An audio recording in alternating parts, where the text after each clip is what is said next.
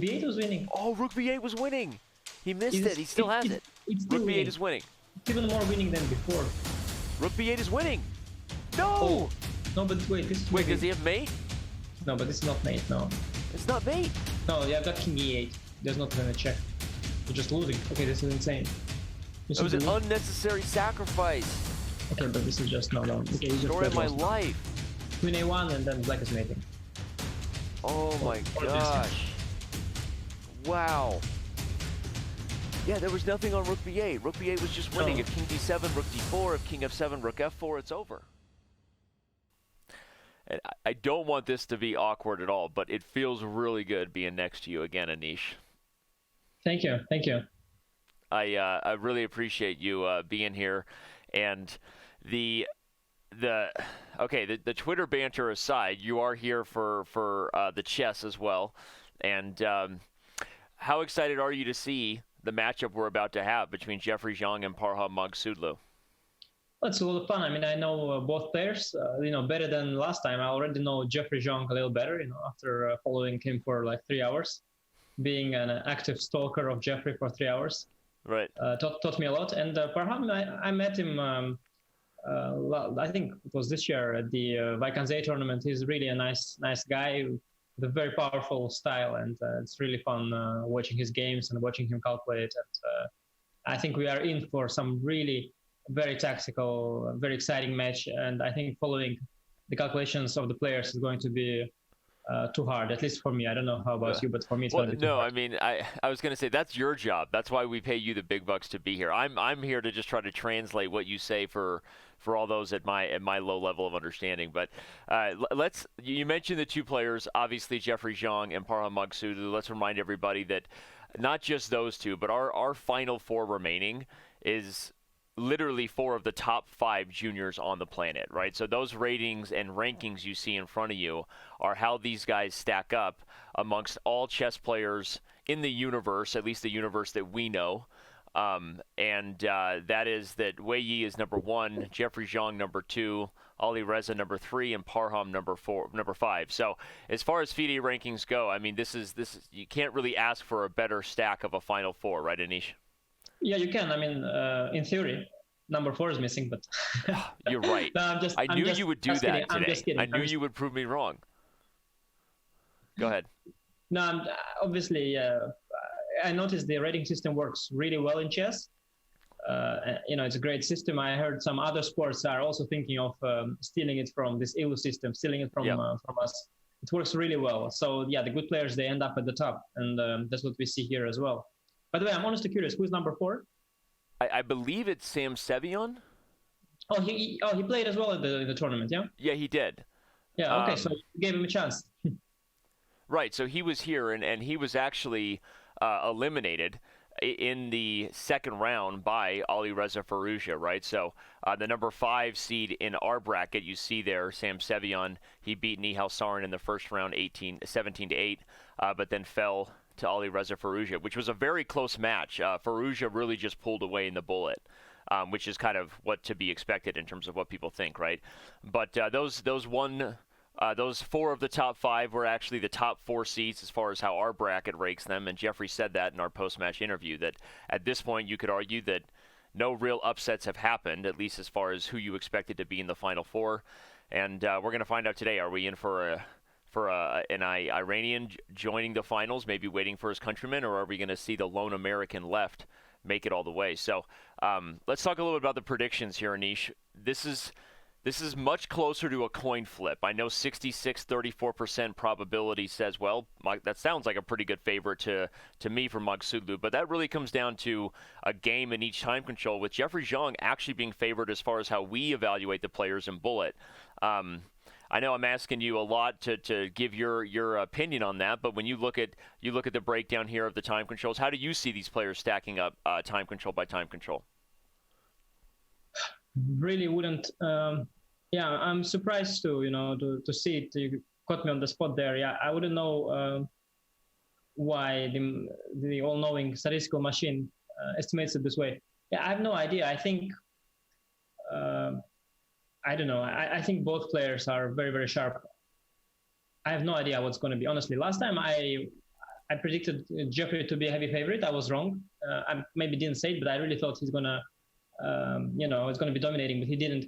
But this time, I really got no idea. And okay, I mean, your statistical machine is coming up with some remarkable numbers, but if you ask me, I have no clue either. To be clear, it's not necessarily my theoretical machine. I just give it a voice. But I honestly, if you're putting me on the spot, I kind of feel like I see the match the opposite. If I was voting, I would probably put Jeffery Xiong as the favorite over Maghsoodloo here, and I'll give a practical reason for that as well. He just played a match this week. It's been a couple of weeks since Parham threw down, and I'm wondering if that just kind of being in the rhythm. Jeffrey also just had the experience on Tuesday with me and you of having a player make a comeback against him, and then he had to weather the storm and win things in overtime. So I feel like psychologically Jeffrey is probably in about as good of a frame of mind or the right place as possible. Are you buying that, or would you go the other route and say maybe fatigue gets to him? Well, right now I wasn't able to hear you because I had a lot of typing in my ears. So unfortunately, I don't know what you said, but whatever you said, you're probably wrong. So let's just move on. Are you serious? Who's typing? Yeah. No, I don't know. I have some kind of a strange thing like that I just hear the typing. I don't know. Maybe some. Is it just my voice? I think it's producer typing. I don't know. I'm just like. They have to somehow. I don't know. Well, you know what? The next time I'm going to ask you a really long-winded question, I guess what I'll do is say, Anish, can you hear me first? Like the Verizon guy. Can you hear me? Yeah. Well, I mean, but it doesn't matter. I mean, I will disagree anyway. So that's why we have you here. What you said sounds really interesting, and I understand where you're coming from, but I think you're wrong. That is the response we're looking for, and it's a response I've used from time to time on this show. No, but I hear some ghosts. Like the guy is now also laughing. I mean, I don't know who I hear, but I have some ghosts in my head. It's crazy. I don't know. It's probably Simon. Can someone tell Simon to get a shirt on and stop typing over there?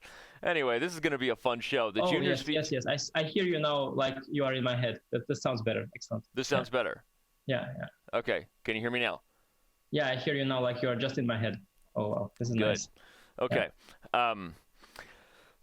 Welcome to the Junior Speed Chess Championship semifinal, brought to you by Chess.com. With me here, the one and only Anish Giri. We had your son on the show a few minutes ago before we went live. We thought maybe we could just give him the mic. Maybe next time we'll get a Daniel and Daniel show, and you can take a break. What do you think? Oh, it's a good idea. At least the name of the show sounds good. Yeah. All right. Well, we're getting ready for these two guys to get underway. I'm going to make sure that I'm following the players because until just a moment ago, I actually was not, but now I am.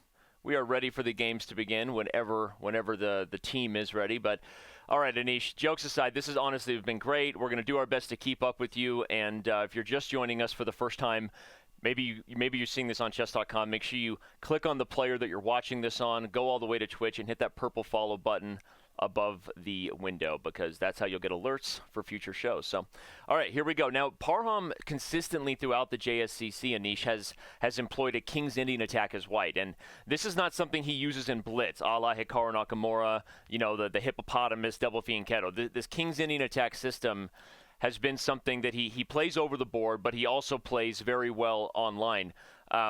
Your thoughts about a system like that? I know that there are some practical advantages when people play the same types of structures over and over again, but also maybe makes him predictable. I wonder if Jeffrey will have something today.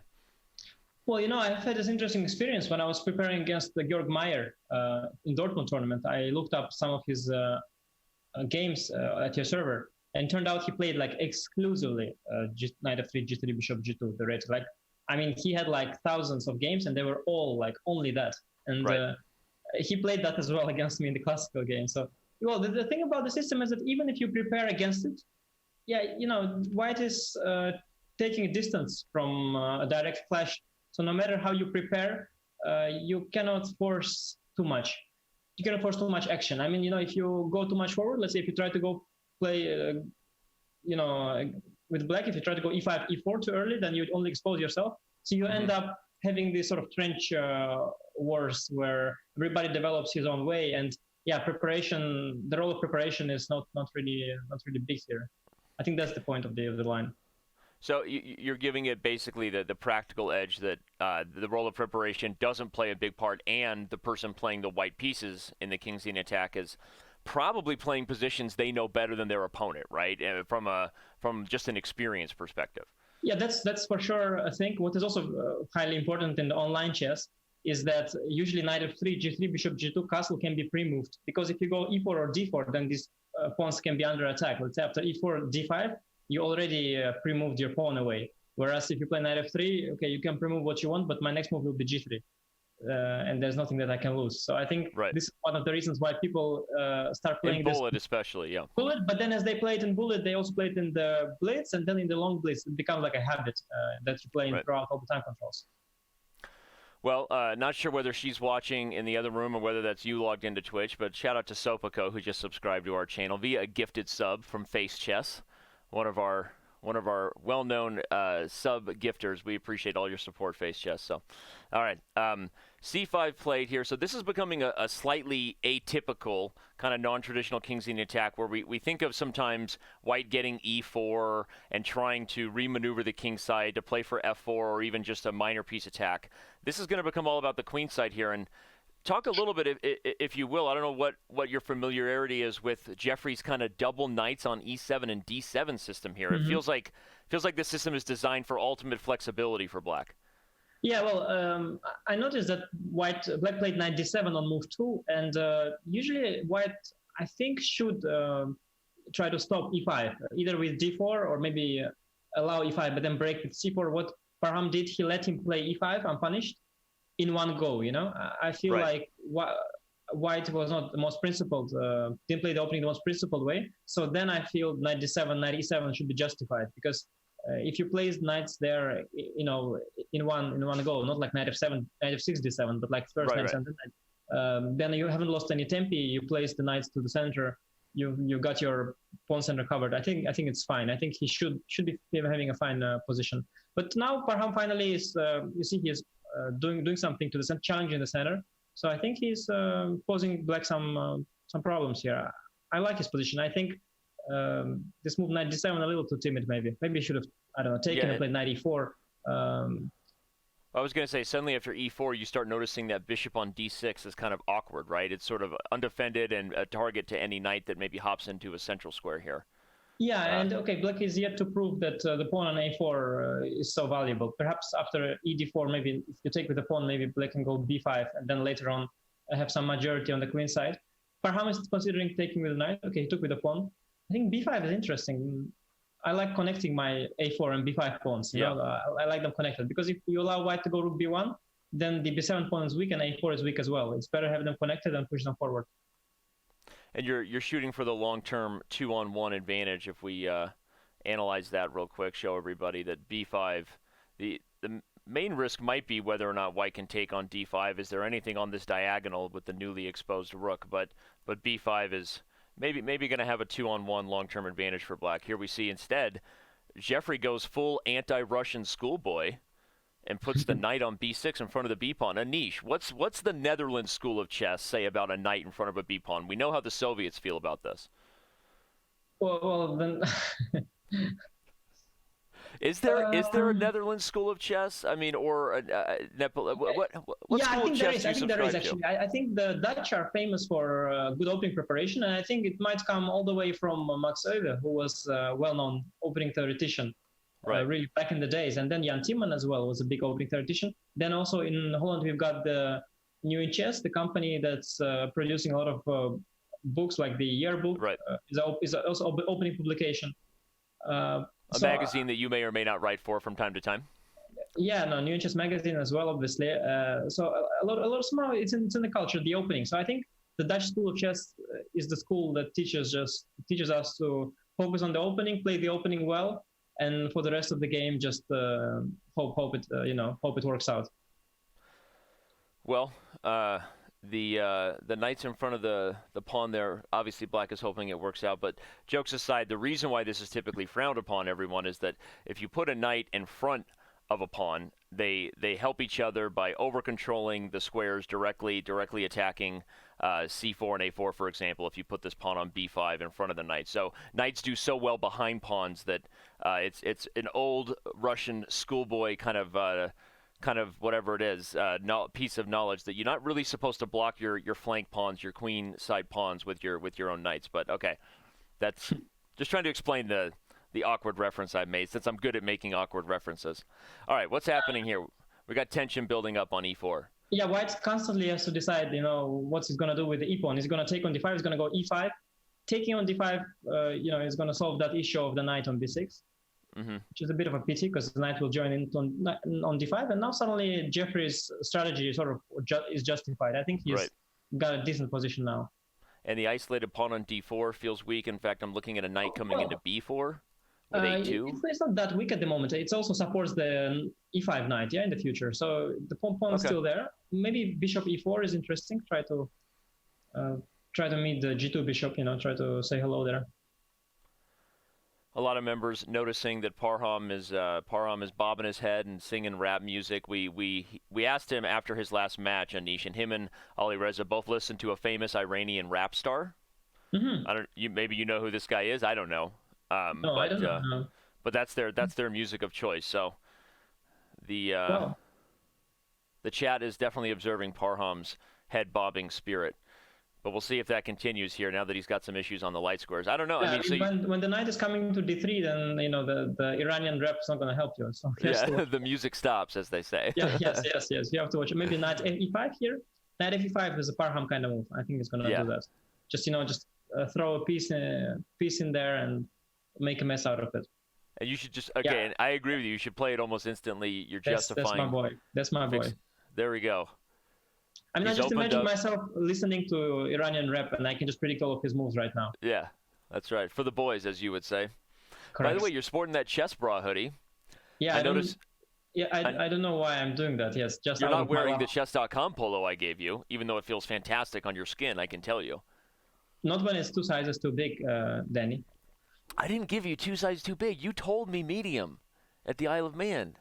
Okay, no, it was when you asked me what kind of steak I like, and when you asked me what kind of t-shirt I wear, I said I like it small. All right, fine. You win. I will get you another shirt. Extra small. Yeah. Yeah. All right, knight to d6. So one powerful knight traded for the other. White is just winning. Knight f5, knight b2, queen g4 is a double attack, for example. Oh, I don't know nice. I don't know what let me show Anish's line here. To the bat cave we go. If knight takes f5. Knight takes b2, queen g4 hits g7 and b4, and in fact Parham has found this tactic on the board, and he gives us a big O face there. Parham happy with that move, and whoa, he's rapping like crazy. What in the world? Probably the chorus came now, and he's like, I don't know how Iranian sounds, so I cannot really Persian. He's making I don't know how to. He's almost going full Hikaru here. Never go full Naka. But he's really given us his animated emotions here. He looks scary, actually. He looks a little scary, I agree. You as an American citizen getting a bit worried there, aren't you? Look at him, he's just into it. And knight f7 is nice. That is nice. Yeah. Before was met by knight d3, which would slightly complicate the matters. This is clean, knight f7. Yeah. No, queen takes b4 immediately would have been met by knight d3. That's what Anish is pointing out there, everybody. Jeffrey, he is fighting, but it's a little bit late, I think, to fight. Although, in blitz game, nothing is easy. I would go maybe knight d6. If rook e5, queen d7, I believe I will win a rook one way or the other. Right, the attack continues. Knight d6, I think, is the cleanest way by far. No. Yeah, let's analyze that. Let's see, and he goes for knight d6, Parham, but now here comes the queen to d7. If the king touches on either square, we have a fork emote. King g8. Fork emotes all over here. Rook to c7 and probably queen f6, queen e5 also. Okay, queen f6, queen e5. Yeah, no. I liked rook to c7, but hey. Oh, he has a cool picture, by the way. His picture says, "I need new haters." No, I need new haters. You would love this. It says, "I need new haters because all the old ones became fans." Oh yes. You like that, right? This is right up here. I feel like we're discovering who Anish's favorite is very quickly here. All right. Well, you said that Jeffrey in the last match versus Gladura on Tuesday, was very resourceful even when he got down. He almost kind of pulled some messiness there, but Parham put him away, right? So a slightly higher level of chess here right now by Parham. Yeah, I mean, Jeffery was fighting, but often it was Benjamin who didn't finish him off. I mean, there were easy things that me and you saw there that were missed. Parham is sharp. I mean, I don't think Parham's going to miss too many clinchers. He's really sharp when it comes to clinching. I remember I was impressed when we were discussing some games that we played in the simul. You know, there was a simul going on at the Baikanzai tournament, and we were looking at some position, and Black was much better. And Parham, he was really looking for the kill, and he was telling me variations. He calculated. They were really powerful. I mean, I was thinking like, let's take it slow, let's win this calm, and he was really going for the throat. So I think he's very good at clinching the winning positions. So I trust him there. Yeah, and you know, it's a style that both him and Ali Reza have shown to be very effective when any equal mutual time scramble occurs. They always seem to find more swindles, a little more tactical tricks, and it's been something that definitely benefits them. So, as a lot of people are questioning and wondering what Parham is mouthing there, we're going to bring you our daily question, actually. So that is officially ready. We know Anish loves social media. He loves himself a good hashtag. And our daily question today is the Junior Speed Chess Championship is down to the final four. Who's going to win it all? This is your chance. If you filled out a bracket in the beginning and maybe you pick somebody who's no longer in the field, it's your chance to reset. And pretty simple question. I honestly think that any four of these guys could win. I know a lot of people look at Parham and Ali Reza as favorites because of what I just said. They're blitz and bullet kind of swindles, Anish. But Wei Yi is 2740, right? I mean, that's pretty good, right? He's a stronger player than the rest of the field in many respects. And Jeffery Xiong is the second highest rated junior. So, very simple question. Get involved on social media. Use the hashtag SpeedChess. Give us a good argument. It might get you a diamond membership. Danny, if I could give you an argument right now, I think that one of these four players will win. Hey, that is knowledge coming at you from the producer, all right? Prove him wrong. Prove him wrong. All right, anyway, get involved in the daily question. Anish, we're back to this one here. So we got it closed. No, I think this is Parham's main weakness in general, is that he's taking the openings very casually. So he occasionally gives up a tempo. Like here, he's played this bishop before and then went back to e7. Let's analyze that. You're not supposed to do that in general. I mean, you're not supposed to play bishop before and c6 at the same time. I mean, unless it just never happens. You just don't do the bishop before and c6. You either do c6 or you do bishop before. And if you do both, it means that you're giving white some extra time and giving him some advantage. More typical for black when you've committed bishop before, a la, okay, this was a Nimzo Indian transposition. It's almost like a Rogozin now. Black should be looking for things like c5 here, right? Not things like c6. Yeah, no, I mean, you never do bishop before and c6 in the opening. Like, I don't remember a single opening where you combine the Rogozin with the Slav. But it's not like it's a disaster. It's just a tempo, and it's just a pity, basically. But I think Jeffery, right now he doesn't have any serious advantage. I think he should be a little bit more rough in the openings, because I think this is where his main strength is in this match. He should really try to nail down these advantages from the start and try not to give Parham too many options to come back later on in the game. Well, let's expand on that. Where do you think maybe a more concrete approach was? I'm back in the position before white played 12 c takes d5. I'm wondering if there isn't. I mean, should white be looking to punch something like knight e5 in at some point? Like, how do you transition this loss of a tempo by Parham into maybe something a little more concrete if you're Jeffery? It's hard to say. I'm not. I didn't sign up for that. I'm just criticizing. I'm not saying what should be. What can be done better. I want you to give us all your 2800 level preparation here today. Okay. Let me think. No, well, I mean, you have to take ideas like knight e5 into account. Certainly. Okay, CD maybe is all right. Knight d5 takes. I mean, maybe even bishop g3 instead of taking e7. I don't know. Yeah, I don't know. Well, what he's done is also not too bad. He's probably slightly better still. Okay, but what Parham did is quite solid. I wonder, this move a3, yeah? Why do we need this move a3 at all, for example, if we go all the way back? Mm-hmm. Maybe just let the bishop hang on before. Just go, I don't know, bishop d3 short castle, you know? Okay. But he's happy to drop the bishop back to e7 maybe. So maybe you don't need to go a3. But these are just subtleties. basically it's all just just a blitz game.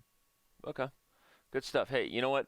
I'm also here just to criticize and make jokes. So I mean, we don't need to do any heavy lifting chess analysis. I just I like to show the chat what we think when it comes to, hey, if there's something that's slipping for White, I wonder if there was a way for him to be a little more concrete. But I like this idea that White has now. I mean, the hanging pawns don't seem to be the easiest things for Black to defend, right? The b7 bishop a little awkward. So White's still poking for an advantage here. I'm not sure it's a big deal here. I mean, I just go knight f6, protect my d5 pawn, then I put knight to e4 if need. I need to protect the c5 pawn. And what's also very important is that I've always got these d4 ideas, and they're very unpleasant to face. d4, ed, bishop takes f3.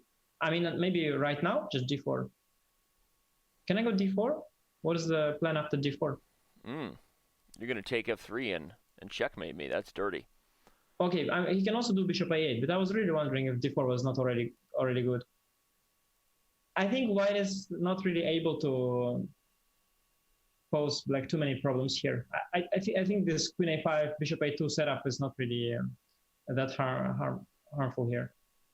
So Jeffrey made a comment that he said he still feels like 5-1 is his best section, his best chance to get an advantage against Parham. But right now, not really playing that aggressively, I guess. And if I'm hearing kind of your tone correctly, you feel like maybe he should look for a chance to pounce on Parham in the opening if this kind of I think he should sort of be very rough the first 15 moves of the game. Right. I think that's what you should do, no matter the time control, because that's where Parham is really. He's sort of, I don't know, on purpose or not, but he's giving you this. He's playing these dodgy systems. He's giving you extra tempi. Like in the first game, he allowed e5 in one go. He's not being principled in the opening. So he gives you to get good versions of stuff. Like here, he lost the tempo with bishop b4 and c6. And then you have to use that, because after that, he's actually a very good player. Right. So, I mean, right now, Jeffrey, for example, he does win a pawn, though. Oh, no, he doesn't. I mean, probably it's too dangerous. If I go just c takes d4. Also, not knight h5. Perhaps thinking about knight h5, knight f4. Okay, c d4 is possible. Now, White can think of taking the d4 pawn, but then most likely he will just be checkmated on the first rank, huh? Right. Something nasty looks like it's coming. Queen e1, knight. Rook c1, maybe even just. Knight h5. Yeah, or rook c1. Yeah. Or rook c2 perhaps. No, rook c2 is even better, I think. Oh, but then let's analyze this position here, since the tactics are gonna go on. So you're saying if rook c8, rook c8, rook d4, probably just rook c1 and then queen e1 even. Oh, maybe yes. Or queen e1, king g2, and if rook c2, then I've got rook d8 and queen a7. Maybe something with knight h5 at some point, I guess, just before you expose the back rank. I don't know. You're the super grandmaster here. So easy. If I were White, maybe king g7. You know what's very often the case is that you should go king g7 just first, and then proceed with the nasty stuff.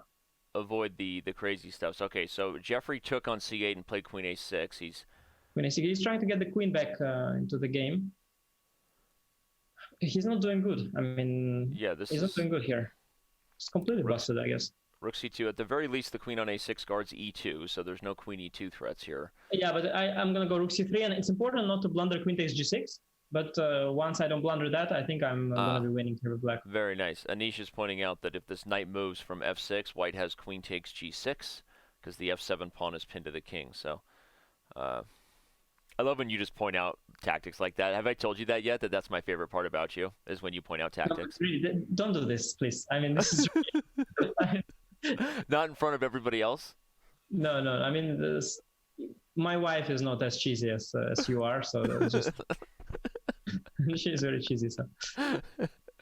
All right. Well, anyway, rook d3. Okay, so White has the potential. You can compliment me on my looks. If you compliment me on my looks, that's fine. You tell me, I know I have a beautiful hairstyle or very nice hoodie. Yeah, you do. You've got a great look, great smile. Beautiful eyes. Yes, big smile. Exactly, nice teeth. So your looks are okay on air between us, but not your chess. I can't say I love your tactics. It's just, your standards are weird. The Dutch are weird, aren't they? You guys are just a weird people. By the way, speaking of weird, I don't like at all what happened. Wait, Parham just ruined everything. Okay, what did he do? Let's analyze. What happened? No, this king g7 was too slow. You shouldn't trade the rooks. Suddenly we are in an endgame. Suddenly bishop is better than knight. The only thing is that he still got the f4 square, but you have to watch out for the outside passer as well. No, that was really not good what happened So there. this king g7 move, I guess he was worried about this tactic on g6 that you pointed out. He didn't know what else to do. He was worried, of course, about it, but he should still not allow a white to trade off all the heavy pieces, because he had the attack. Once you get rid of the queen, there's no attack anymore. Now he's just got a bad endgame, which he might still hold because of these doubled f pawns, and you get this f4 square. The knight is not going to f4, so I don't know. Well, he's trying to get the knight down in position to guard the 2 pawns, but if bishop d3... The good thing for him is that white king is really not taking part in the game yet. Without the king, it's difficult to... he's probably fine. He's coming close. King c7, then maybe knight b7. He's probably still doing very fine. It's a nice idea, knight b7, because it'll force the pawns forward, and that'll give black more entry here, like king b6. So that's the idea, knight b7. Yeah, I think white is better, probably. Maybe bishop c4 or maybe you give up the a pawn and play king e4, king d4. Yeah, in the worst case, I can do that. I mean, but then probably I'm not going to win, yeah? Yeah, good point. Well, we've got 25 seconds to 4 seconds, so all of our high-level analyzing may just come down to who blunders here in time pressure, but let's see. So Parham is basically, his point is that he's singing when he's winning, and he is not singing when he's not winning. 100%. Yeah, he wears his emotions on his sleeve, for sure. Okay. Okay, he goes for this king e4, but... Yeah, but then I guess I'll take a king d6, I'll make a draw here. The knight will join back in from b7. Knight b7 black here. should be... Oh, I almost freaked out. The time. Sorry, faster, I'm a creature of emotional reaction. Okay, there's some delay probably in our... because I also saw him going down all the way. Okay. Oh my gosh. No, but this is just fine. This is just fine. He's barely surviving on the clock. But the position is completely solid, no? Yeah, absolutely. In fact, the knight may even be a fork away from winning. I'm only worried about some kind of f4 move and then some h pawn, but no, then you can even sometimes sacrifice the knight and still have the... He's okay.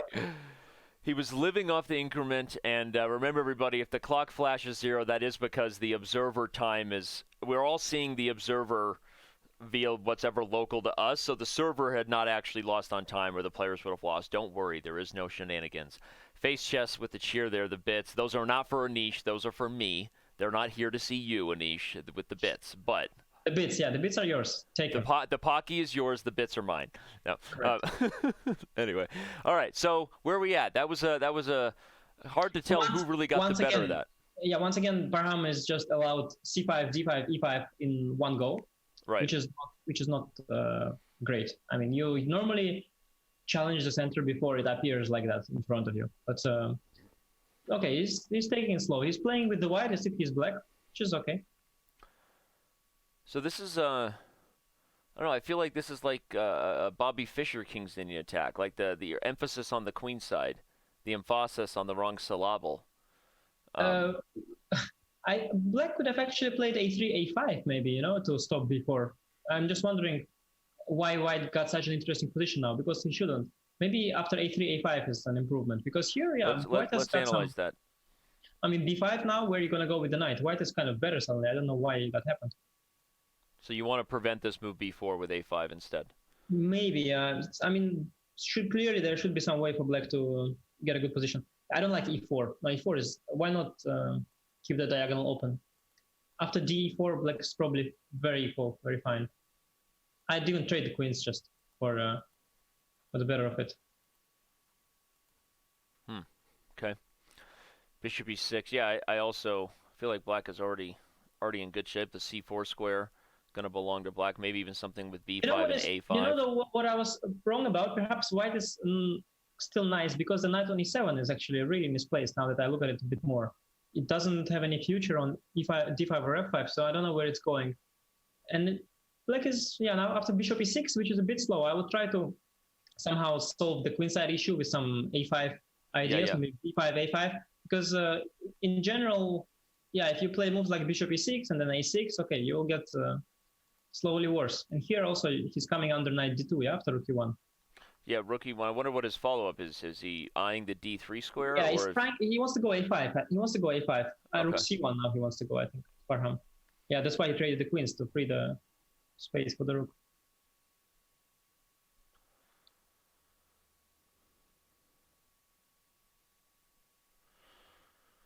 Okay, well, now he's debating whether he can get a5 in, but he still has to calculate things like both knight f or knight b to d2, and even Bishop knight b6 a3. also. Bishop b6 also is a thing, yeah? Yeah.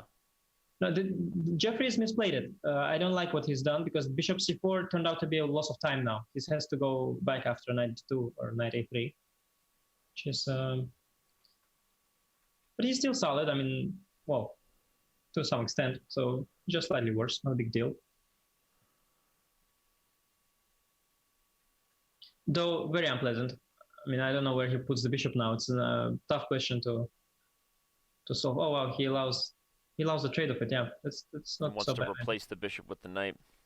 Yeah, it's not too bad because after knight takes c4, you attack the e3 bishop. Maybe then you can play bishop. Yeah, I don't know where to put it. Bishop g5, you got f6. Just don't take on c4 simply. Just forget about it. And maybe go. I can even trade the bishops with bishop f1, but it's not very ambitious, but it's possible. He must have some concrete idea. After f6, I was considering bishop f1, but then knight d6 attacks e4. Yeah, bishop f1, knight d6. Oh, he goes for it, but now we're going to have a double attack. No, it's good. So for knight d6, bishop e3, and if knight e4, then b5, I will win a7 pawn. So he saw a little bit further. Classic Anish going full calculation there. You said you weren't going to work hard today. Yes. Well, I mean, I can sort of make 2 obvious moves in a row if that's what you're trying to compliment me on. All right. Well, knight d6. So bishop e3 will be played. I can also do. Sorry, I can also do Hikaru. Yeah, it's like bishop e3, knight e4, b5, knight e7, rook e7, rook e7, bishop a7. I'm probably king f8, then probably c4. I got rook a8. I got bishop e3. I got knight f5. Then I got bishop b6. And it's got bishop f8. I got c5, rook c8, c6, c6, knight e7, knight e5, bishop a5. Some bishop 4, king c1, knight c3, bishop c3. Oh, that's a pin. Yeah, white is just better. Rook a6. Oh my God! Thinking that's exactly it. That is exactly it, right? That is so fake, right? And then people wonder why I black out. You know? No, but really, I mean, Hikaru doesn't do this when he plays me, or he just does it when just for fun.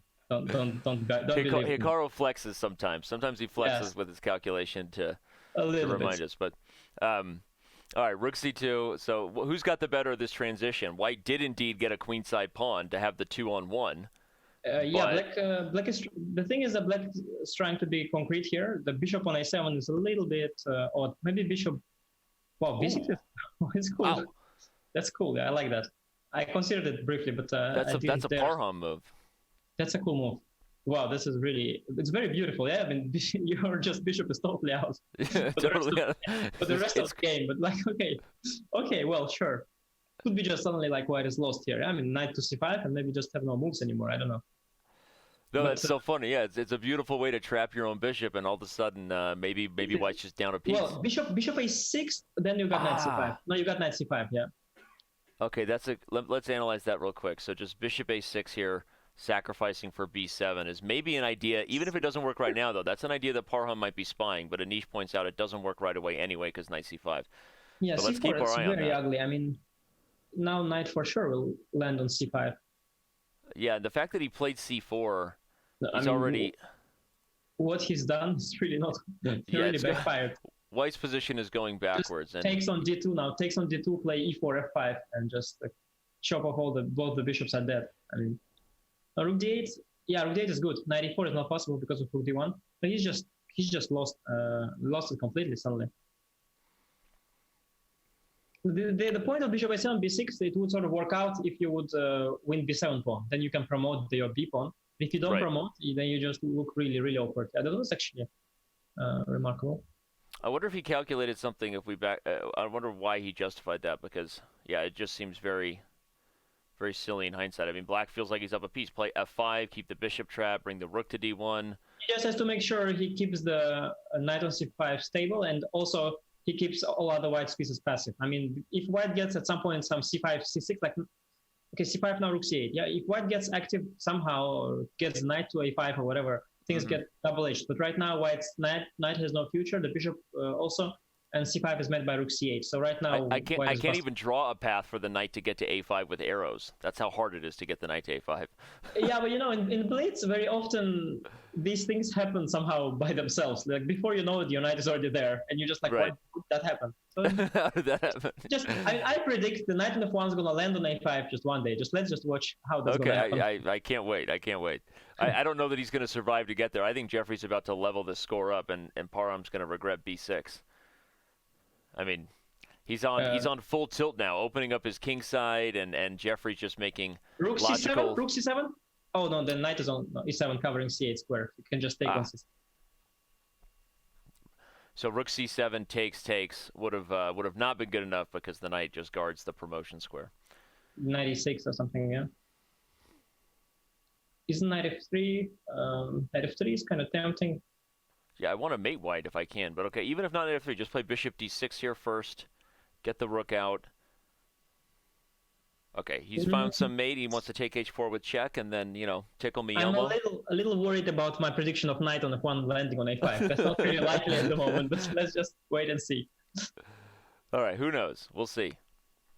Yeah, he's trying. Parham is setting up rook c7. He sees the idea. He's waiting for black to somehow misplace his e7 knight and then go rook c7. He's very good at keeping the swindles in the back of his head, for sure. Yeah, So. I mean, all these guys, all they think about is little cheapos. Believe me. Cheapos. King e6, yeah, still got it all under control. You still have an outside chance that your knight goes from f1 to a5. The odds are still not in my favor, but they're there. So, okay, he's lost his patience. Rook c7. No, just takes.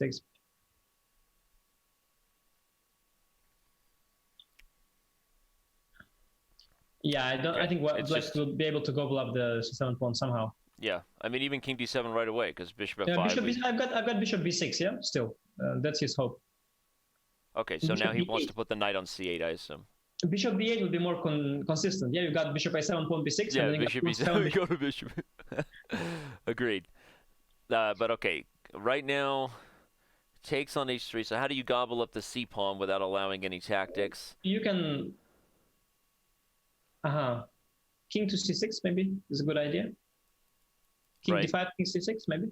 Or knight d6 you can take with the okay. Whatever, hey, you ended up being right. The knight's on a5. Sorry, he had c6. Oh, knight on a5. I won. How did you do that? Oh my God, amazing! It's unbelievable. My intuition. I'm sometimes really surprised and amazed with my own self. You surprised even yourself. That was amazing. I'm actually shocked.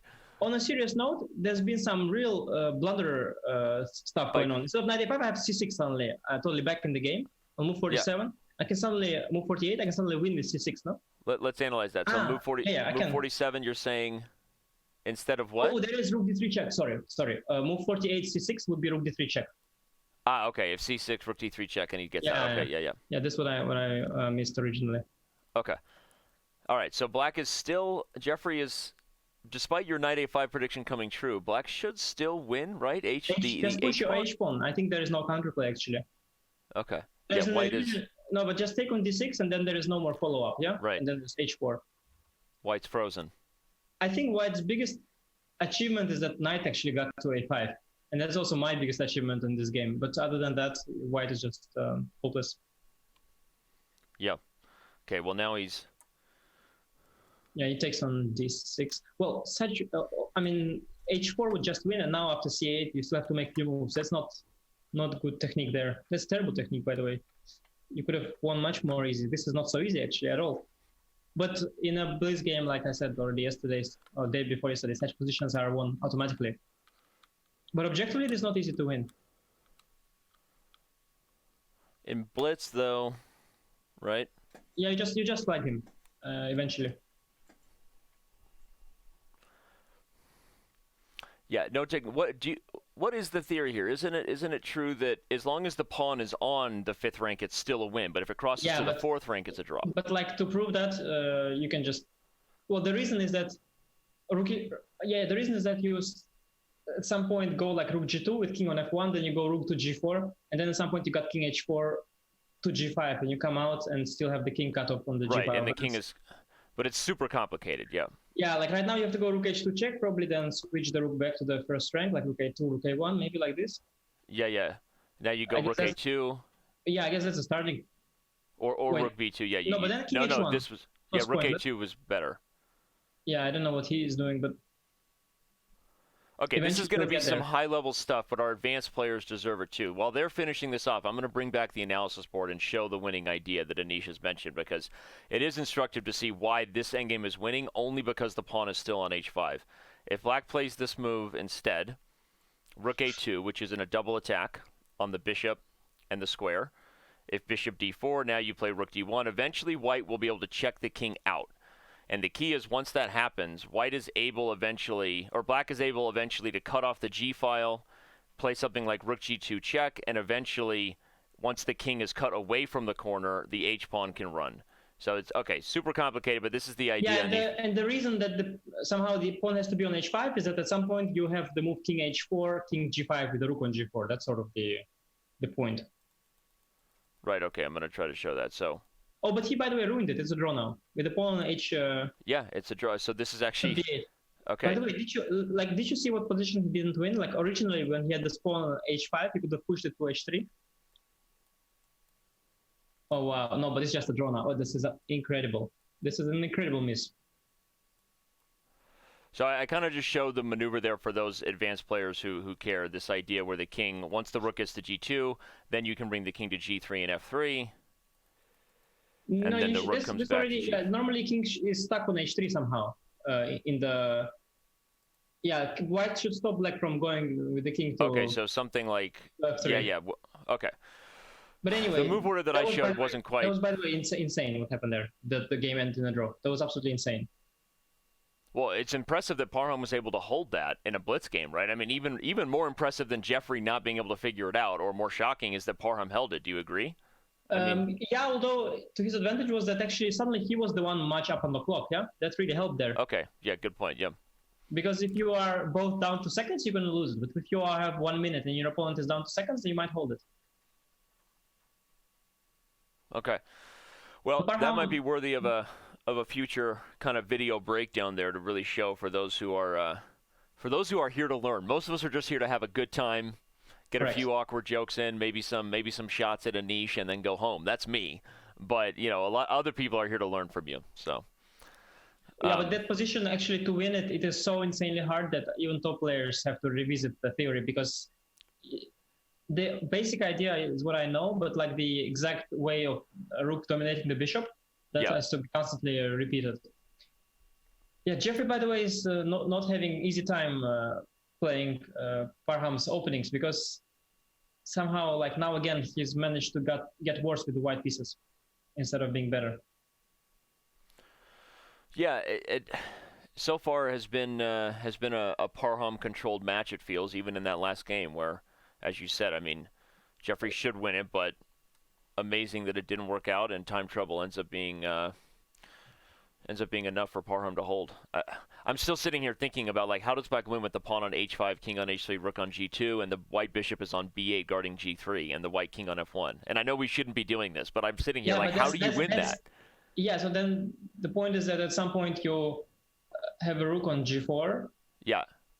And then, so if the bishop's on b8 guarding g3, you have to play rook g4 and make like a waiting move. You have to make some kind of thing that you end up with rook on g4 when the bishop is on b8, and then you play king h4, I guess. And white's stuck, but why can't white just play king f2 in those positions and wait? Then you have king g5. You get king g5. Okay, got it now. All right, I'm gonna make a video on this later. Sorry, everybody. And that's the point of why you need the pawn on h5 and not on h4. That's sort of supposedly the point. But maybe we should. Okay. We should stop. Hey. We should talk about this opening, because Jeffrey's trying to go full Alpha Zero and turn these doubled F pawns into a G file. Now, speaking of computer Alpha Zero, you followed that much more closely, I think, than some other super GMs. Random question.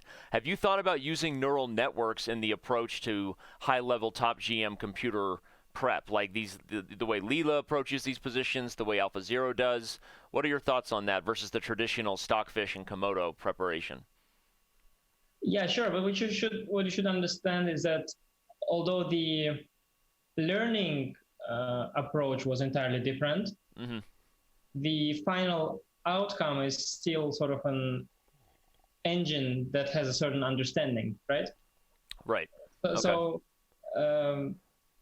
I don't see them as two entirely different universes. Because they're all better than humans, right? So that's the point. Yeah. No, but I mean, I still see them as sort of both just being chess engines. Right. I mean, okay. But yeah, definitely both engines, like also the neural net engines, are suggesting interesting moves and often very different ideas, and they are less constrained often to the material because the programmed engines are sometimes not completely perfectly fine-tuned. So right. I guess the point of the neural network engine is that it learns the way humans learn, yeah? Okay, fascinating point. Honestly, I feel like I want to do a whole show with you on that. I mean, this is interesting. But all right, separate, back to this situation. White has moves like bishop f5 potentially, or you can take it slow, rook h4 and then f4 and f5. Something tells me Jeffery is he's frustrated now. He wants to get a win here. White, what do you think? Yeah, I wonder how the pawn from e3 got to e5, because I thought black should go at some point c5 when pawn was still on e3, not to allow this, because now White's got some potential, at least with the pawn on e5. He wants to go f4, f5, and so on. I think black would have played it much more clean if he would have gone the c5 breakthrough before White pushed e4. Now, yeah, even instead of just move rook e8 on move 19, c5 might have been better there. So well, instead of knight f8, yeah, then move 18 probably it is then. Yeah, let's back up. Oh, but there is bishop takes h. Right? Bishop h7 was not. We're gonna analyze that real quick. So you're saying instead of knight f8, already just c5.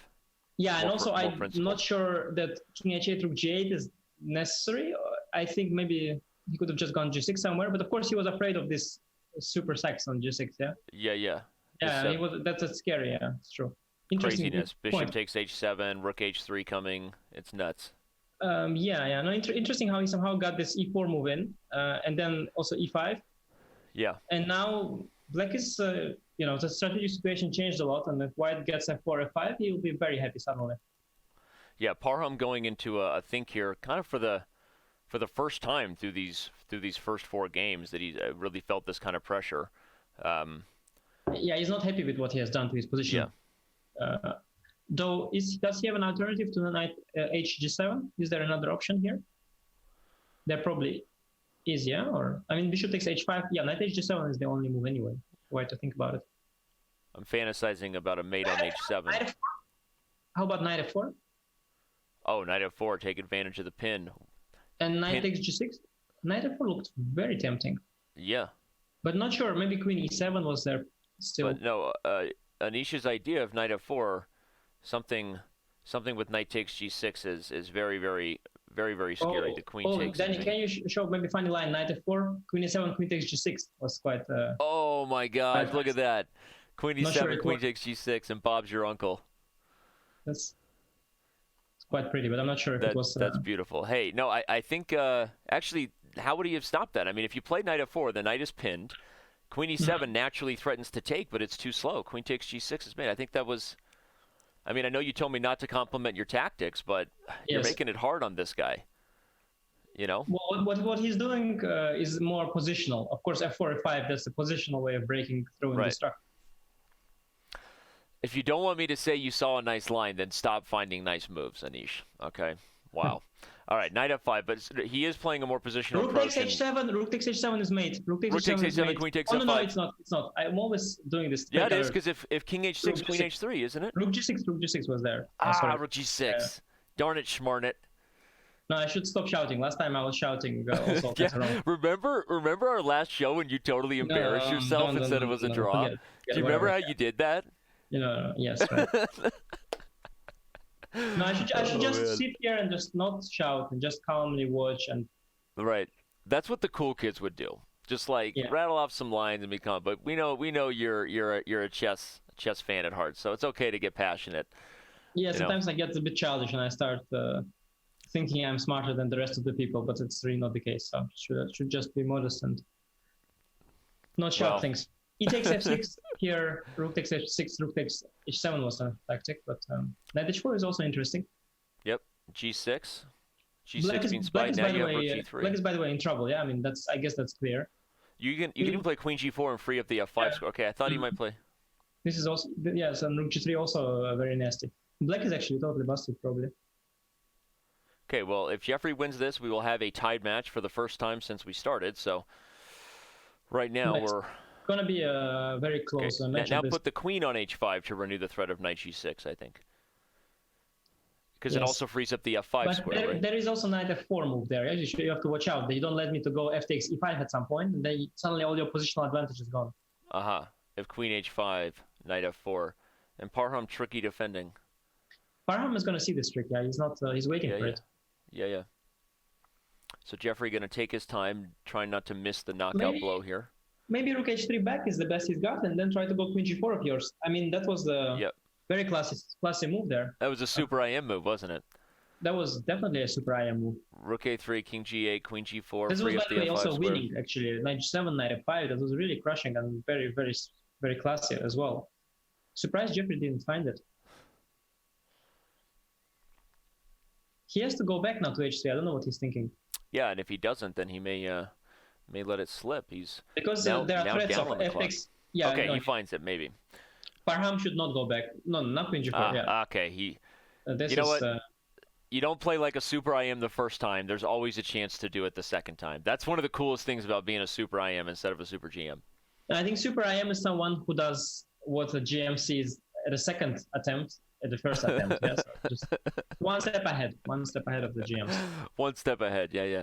All right, queen g4. If knight g7, the point, everybody, is knight f5, as Anish said. And note that the queen cannot block on g7 because the e6 knight was hanging. So this is just lights out the second time around. Parham finds it. I think we're going to have an even match here, Anish.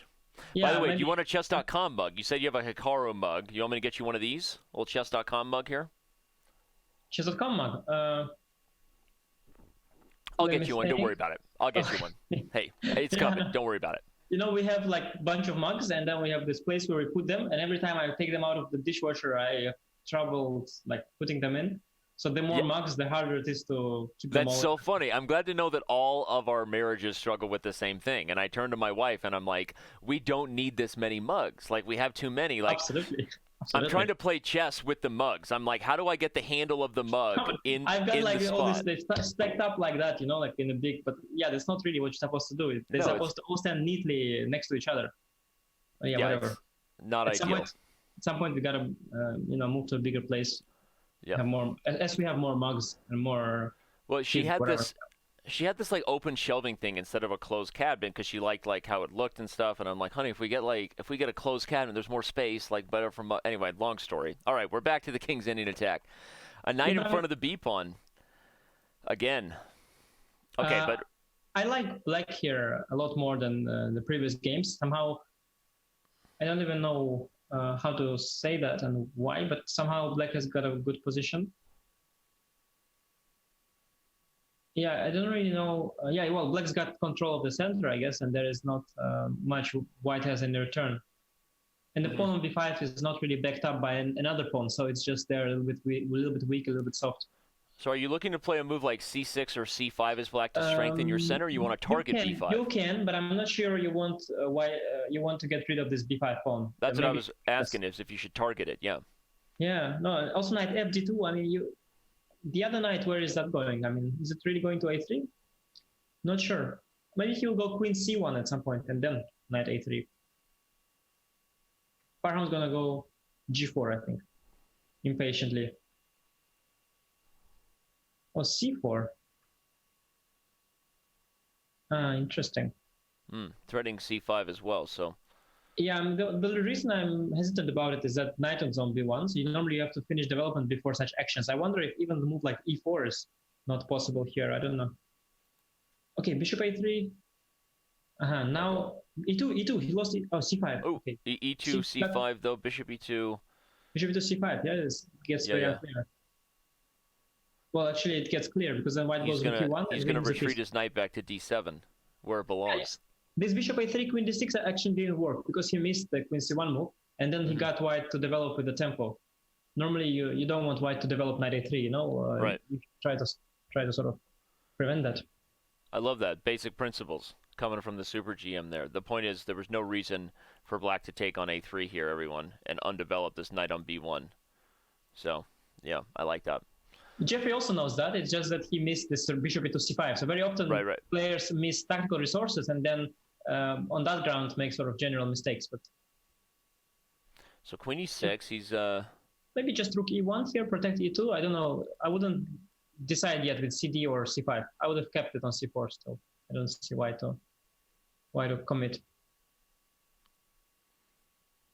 Maybe now rook e1. I think you should at some point protect the e2 pawn. Before you know it, you forget about it and you lose it.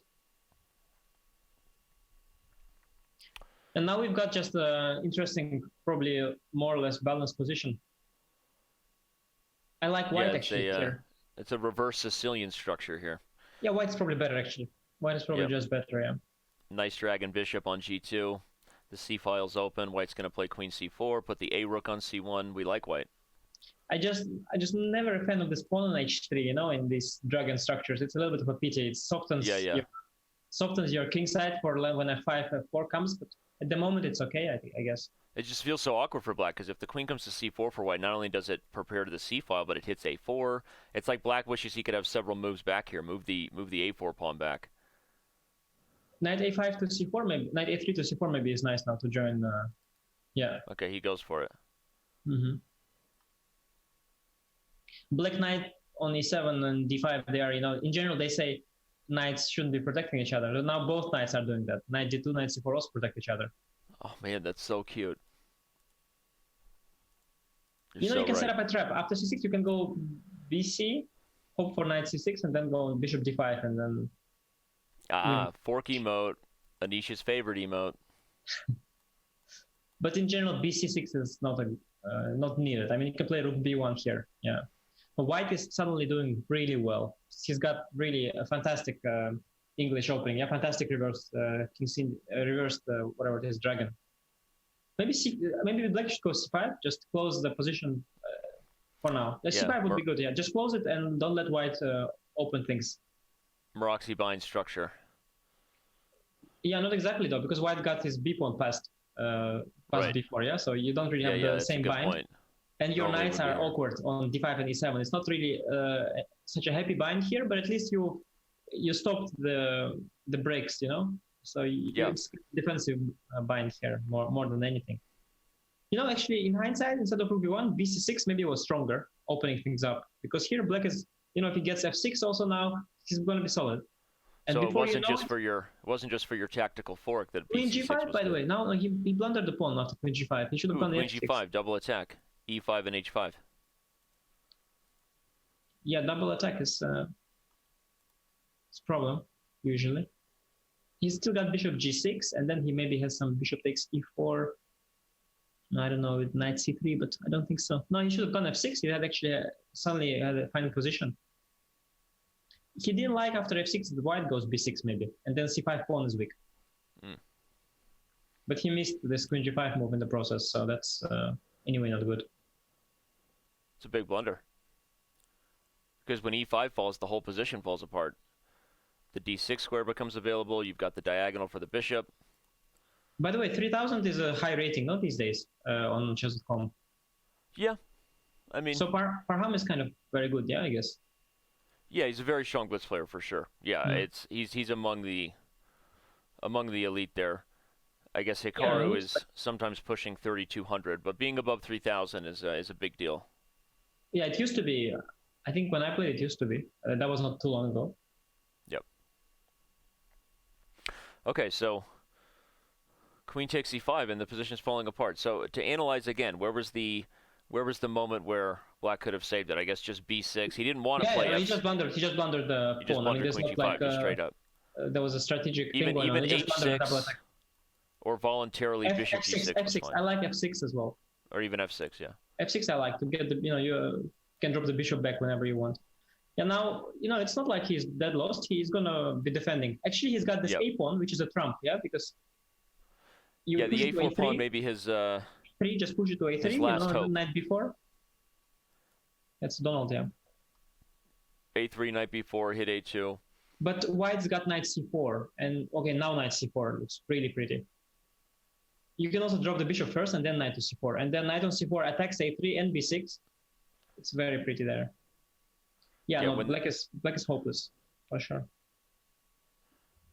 White plays a3, preventing it. I mean, here you can Okay, you could even put the knight on c6 and trade to open the b file, right? b6 will fall if the knight on d7 moves.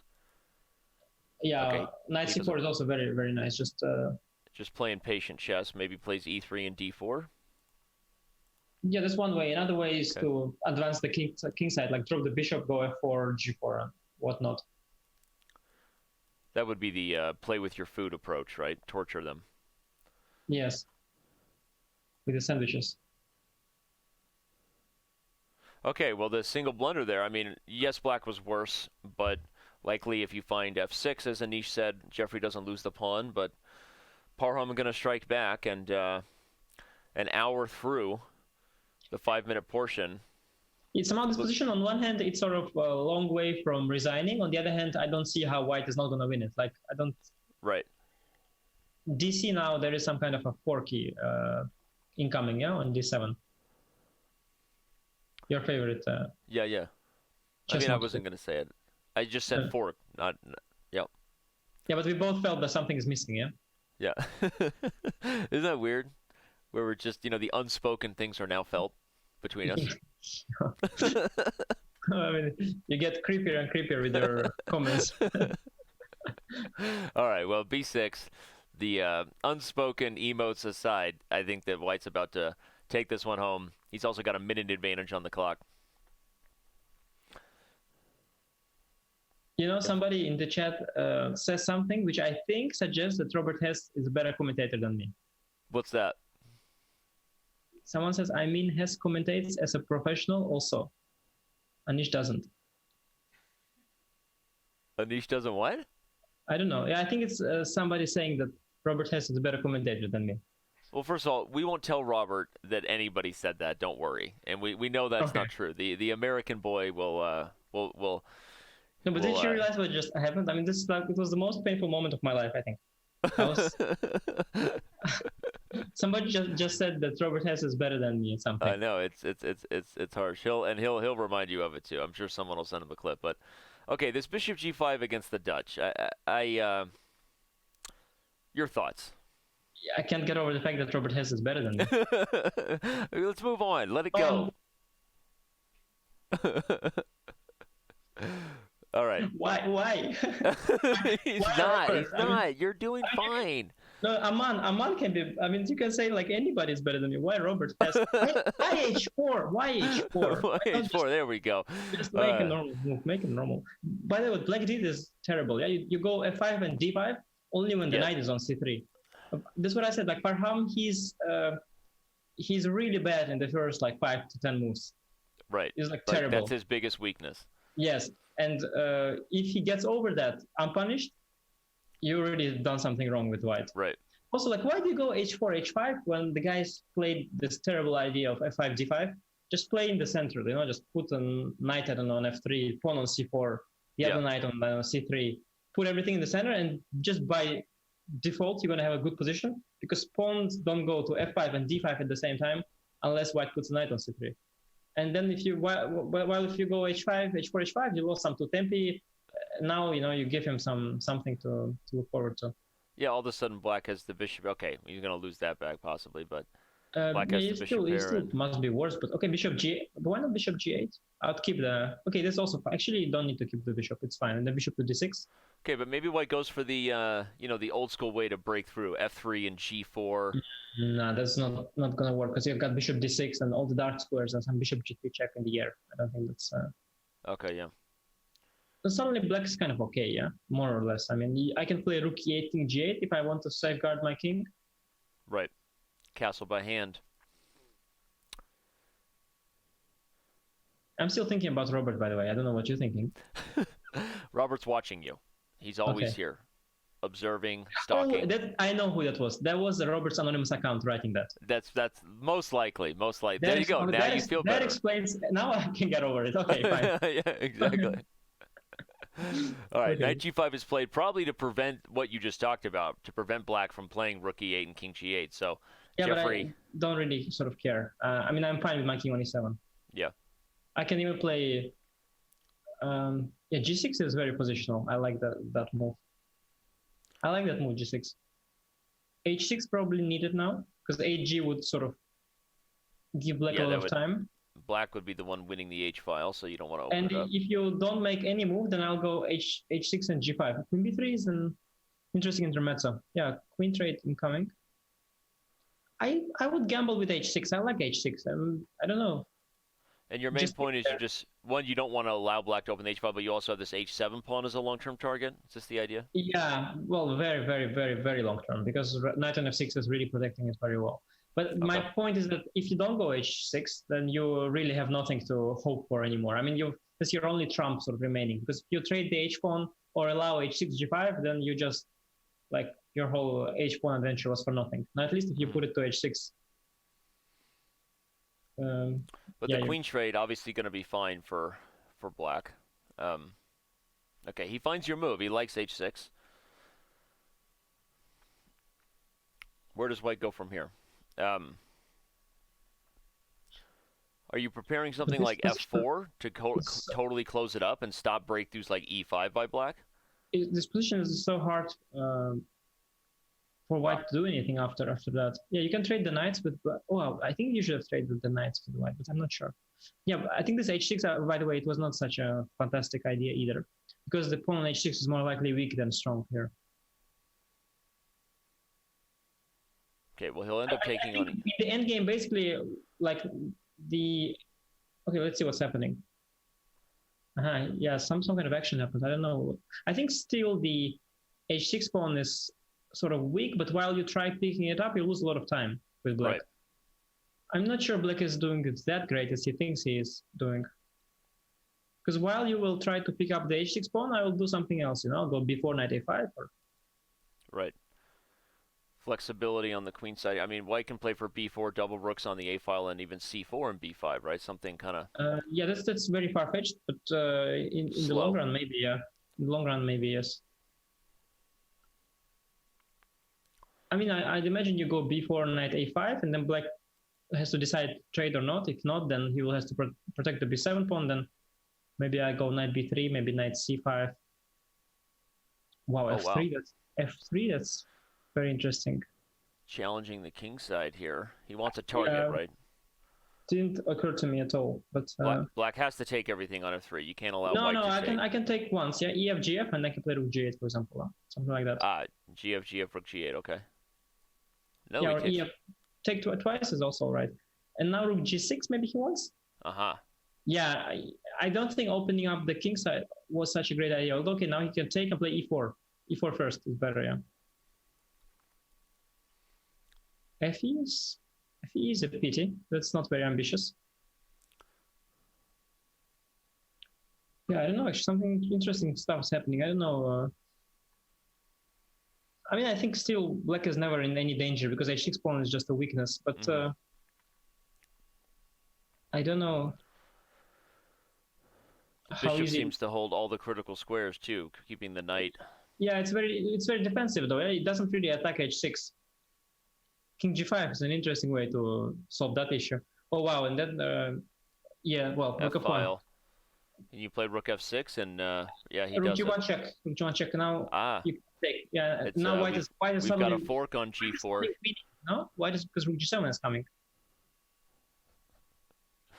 Yeah, this King G5 action was a little bit. You had to after King G5 go rook F1, King takes H6, I think.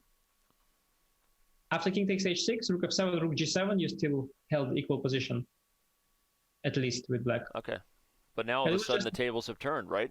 White's. Yeah, this was just a blunder, yeah. Because no, I mean, King H6 was fine for black, and now just white is just picking up the pawns on B7. And let's back up and show that. Just we'll analyze it real quick. You're saying after rook F1, he should have taken H6 just very and played fine. rook G7. And then he's got rook G7. I guess he missed that. Right. So this was the key. He took my advice. Never play Danny's moves. I said rook F6, and then he played it, but I missed this this fork coming to G4 after rook G1. So huge blunder. Yeah, he missed the fork. You know, hey, it may be my favorite emote, but shouldn't miss it. All of us can make some forking mistakes from time to time. So, all right, B5 is played. Now Jeffrey playing for the win, but he's still down on the clock. He's been defending this position most of the game, so we'll see. But I think he's still got enough time to keep the game under control. So it's going to be one-sided. The question is like, does he have something more than just winning a queenside pawn? At knight c2 is possible. Yeah, Black can consider bishop c1 maybe. Maybe try to win some pawn himself on the queenside. Bishop c1 is interesting. That's a nice idea. A little backdoor bishop c1. The less pawns, the better, you know. Yeah. Okay, he plays a5. Now look at Jeffery instantly playing knight e1, perhaps to prevent this idea. But I'm not so impressed, but he's better, yeah? He just stopped this bishop c1 thing, and he will pick up the c6. Well, and the knight on d3 makes that king feel warm and cozy, right? There's no rook f4 checks. Actually, that's very nice regroup with, practically speaking, this king e4, knight d3 now a lot more harmonious than before. Right. But objectively, I'm sure Black has something more, because now it's like equal pawns, yeah, still. Right, computers would have frowned upon Jeffrey's decision, but it's a human move to make your king and knight feel warm and cozy together. Yeah, and actually it's actually still very strong as well, because he will play rook c7 now. He will win c6 pawn. He will win also one more pawn eventually. With 2 pawns, he's gonna clinch the game. Yeah. Yeah. Okay. Well, maybe this knight to d3 actually was I don't know, very cool idea. Parham is fighting. Yeah, rook g4 check. Yeah. If rook takes c6, rook g4, king e5, bishop g7 picks up the d4 pawn. Hikaru would have continued, yeah? What? Hikaru would have continued that line, of course. Yeah, okay. It would have been rook takes c6, rook g4, king e5, bishop g7, king takes c6, bishop takes d4, takes. Okay, correct. But okay, no, it probably doesn't need to be allowed. White can play knight e5 first here. Maybe that's what he's thinking about. But then the b2 pawn is a target, right? If knight e5, rook g2, and we've got... Okay, he's only got 20 seconds, so he's running out of time to make the critical decision. Yeah, I think he will not win it. With this time, you don't win such positions. Wow. Just rook g4 check. Okay, the king will come d3 to c4. Nice find. E4 check. Yeah, e4 check. Yeah, well, it's 3-result game, as they say. Rook e2. E3 is a pity. Just go rook e2, rook c2. Now the king can go to... Although it's still, and plus here comes Donna. Dirty dancing. Rook c2 check, maybe? Okay, this is greedy. Why do you take this pawn? Knight d4, this is nice. And black has no bishop g7. Yeah, no, I mean, rook takes b2 is too greedy. Just give check on c2. Forget the pawn. Just push your own pawn. Okay, I think that might clinch it right there, even with only 5 seconds. Yeah, the position might win itself now, yeah? The d-pawn, impossible to stop. Once it gets to d7, we'll start sacking on g5, get rid of that bishop. Yeah, even Parham might not find a trick here. Although he's fighting. You see, he's got king f7 now. Ah, the fork, your favorite on f8. I've got king f5. You've got knight d7, king e4, and f6 check, king f3. By the way, king f3, okay, knight d7, and then knight d7, e2, knight e5 check, knight d3. Yeah. Let's analyze that. We're not going to go full Hikaru. We're joking. Let's show you. Rook d7, knight f8, king f5, knight d7, king e4. Such a Hikaru line, by the way. This is so incredibly easy and straightforward. We're obviously having some fun teasing. We love Hikaru, but he sees these lines very fast. And in this position, White would get the knight back to d3. So I think Jeffrey's going to get the victory. King f5 here. King f5 here. Why would he get to victory, by the way, after king f5? He settles on it. Not, E2 is not. I think you are cut off one file too far. Wait, what's he doing? He doesn't win he should have won the knight and hoped for the best. Why not? Why do you give the knight? Yeah, this is a rook ending that should be enough to draw. Oh, b5 was there. b5 was the move there. Yeah, and I think Black is supposed to be checking. This is the wrong way to play this. Yeah, when the pawn is on b5, you can never draw it anymore. You have to prevent b5, and then you can draw it. Black had an opportunity with the frontal attack to start checking with the rook. When Jeffrey played king d4, I think that was a blunder. Let me see if that was... If there's one thing I know a lot about, Anish, it's the frontal attack and rook endings. You want me to teach you something real quick?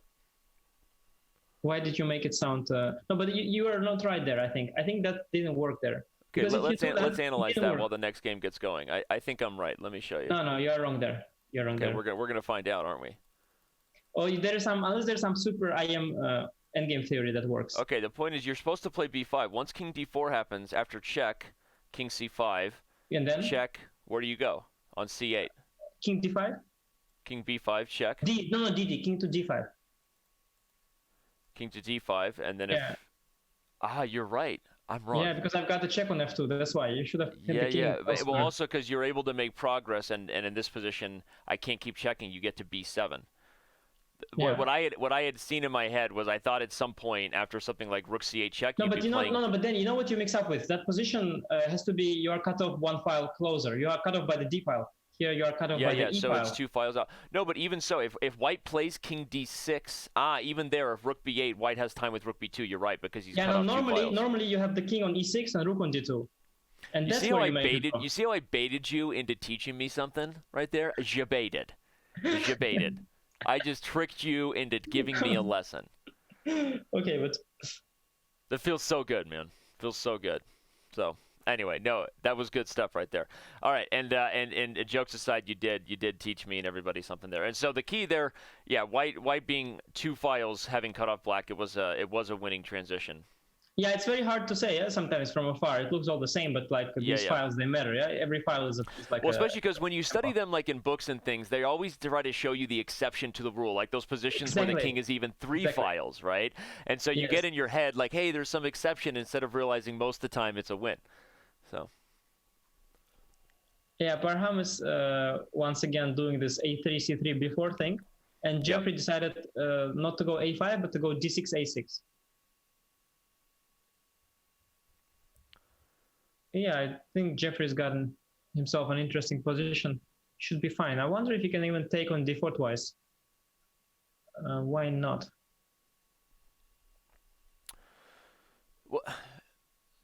What has been the success so far of Parham's King's Indian attack? You talked about the fact that probably Jeffrey needs to pounce in the opening, and I agree. But I don't think White has gotten a lot in these King's Indian attacks, even if he's went on to win the game later. Yeah, but Parham obviously doesn't care about the initial stage of the game. Yeah. He wants to get the pieces out and start playing, and he wants that. From what I see, he doesn't want that there is any direct confrontation between the pieces at the first stages. So he likes these openings where you keep a distance. Yeah. A little bit like Magnus Carlsen used to play at some point as well. Well, and Parham has been he's a great post-match interview, so you'll have fun with that. Talking to him, he's a very nice guy, but he said himself that he knows his openings are no good, and he said that. So it's his weakest part of his game. So, who knows? Obviously, yeah, it's not so much the like that he doesn't know the opening theory. Is that just that somehow he chooses to lose tempi in the opening. Right. That's like. Well, it's like you made a Magnus comparison. It's correct. Magnus was willingly playing things he knew were slightly dubious just to get in some messy position. Yeah, but I sort of don't see the reason why, for example, to go c6 bishop before, like in that early game, the game 2 or something. Like, why sort of would you do that? Like, you can play one or the other. There is no need to. But right. I think he just generally doesn't care. He just gets the pieces out in a random whatever order or way, and then once they're out, he starts playing very well. Right. All right. But Jeffrey should make sure that it's kind of too late, to start playing well. Yeah, and we'll see if that comes back to bite him. It'll be something we make a note of, maybe ask the players after the match, depending on what happens. If Jeffrey felt like he should have gotten more out of the openings against Parham. But either way, we've got 16 minutes left right now, everybody, in the first segment. If you're just joining us, this is obviously a tied match, so we should be in for quite the thrilling semifinal today. Anish Giri, the one and only with me, wearing a Chess Bra hoodie, but we're not holding it against him. It's okay. He's forgiven. So, but all right. Here Parham has gotten something, right? The d6 pawn is isolated, and what does black have to show for it? I guess he's got this c4 outpost. Okay. Yeah, I think he's got quite something in return. He's got this very strong bishop on c4, and I think it's still a long way to, till white actually gets something out of this d6 pawn. And right now his bishop is on c4, but potentially his knight can go there. Like, even I'm thinking about some moves like bishop a2. I don't know if he has it in general, That would be, he's trying to go Parham, put the bishop on a7 and block it with a pawn, but yeah, and then go knight c4. But it's not right now. It's met with bishop a1, I think. Yeah. Okay, but jokes aside, if he doesn't do something, when is white considering f4? I guess it's just too risky to open up the king and the pin with the d4. You've got all these pins like this way and that way. Yeah. Okay. All right. Cross so pin no yourself. But it's possible. I mean, you've got d4 so well protected, you actually can consider f4. It's just that, yeah, I don't know, maybe you can play f4. Okay, you can go h3 and king h2 first, and then f4. Yeah, h3, king h2, f4. Because right now I think part of the problem would be f4 is met by knight c6, and then the knight is pinned to the rook, not even just the king, right? So he's trying to... There's, like, yeah, there would be no threat still, yeah? Like, if you take on d4, I got it all covered, so it was possible. I think here black is kind of not doing that well. I think white is doing well. Somehow I really like the rook on d2, that it's nicely protecting the d4 knight. Yeah, it's very, very cool. It's a battery, a useful battery here. In fact, it's hard to find a plan for black. Is he calculating d5? Trying to... I think he's considering d5. He's also considering bishop e6, probably, because he wants to go desperately knight c4. And he also considers move like a5, maybe, to get some counterplay, which he played. Right as you say it. The prophet, Giri the prophet. Yeah, if you want me to predict the bad move for you, which is going to be played, I'm going to be there. You're good at that. I'm good at that, too. Yeah. So. All right, a5. The problem, though, is what if white just plays king h2? And he played it, and the point is, what have you done now? You've made the b4 pawn a weakness, but here comes f4. Potentially. I mean, whenever I go knight c6, at least now I'm threatening knight b4. Mm-hmm.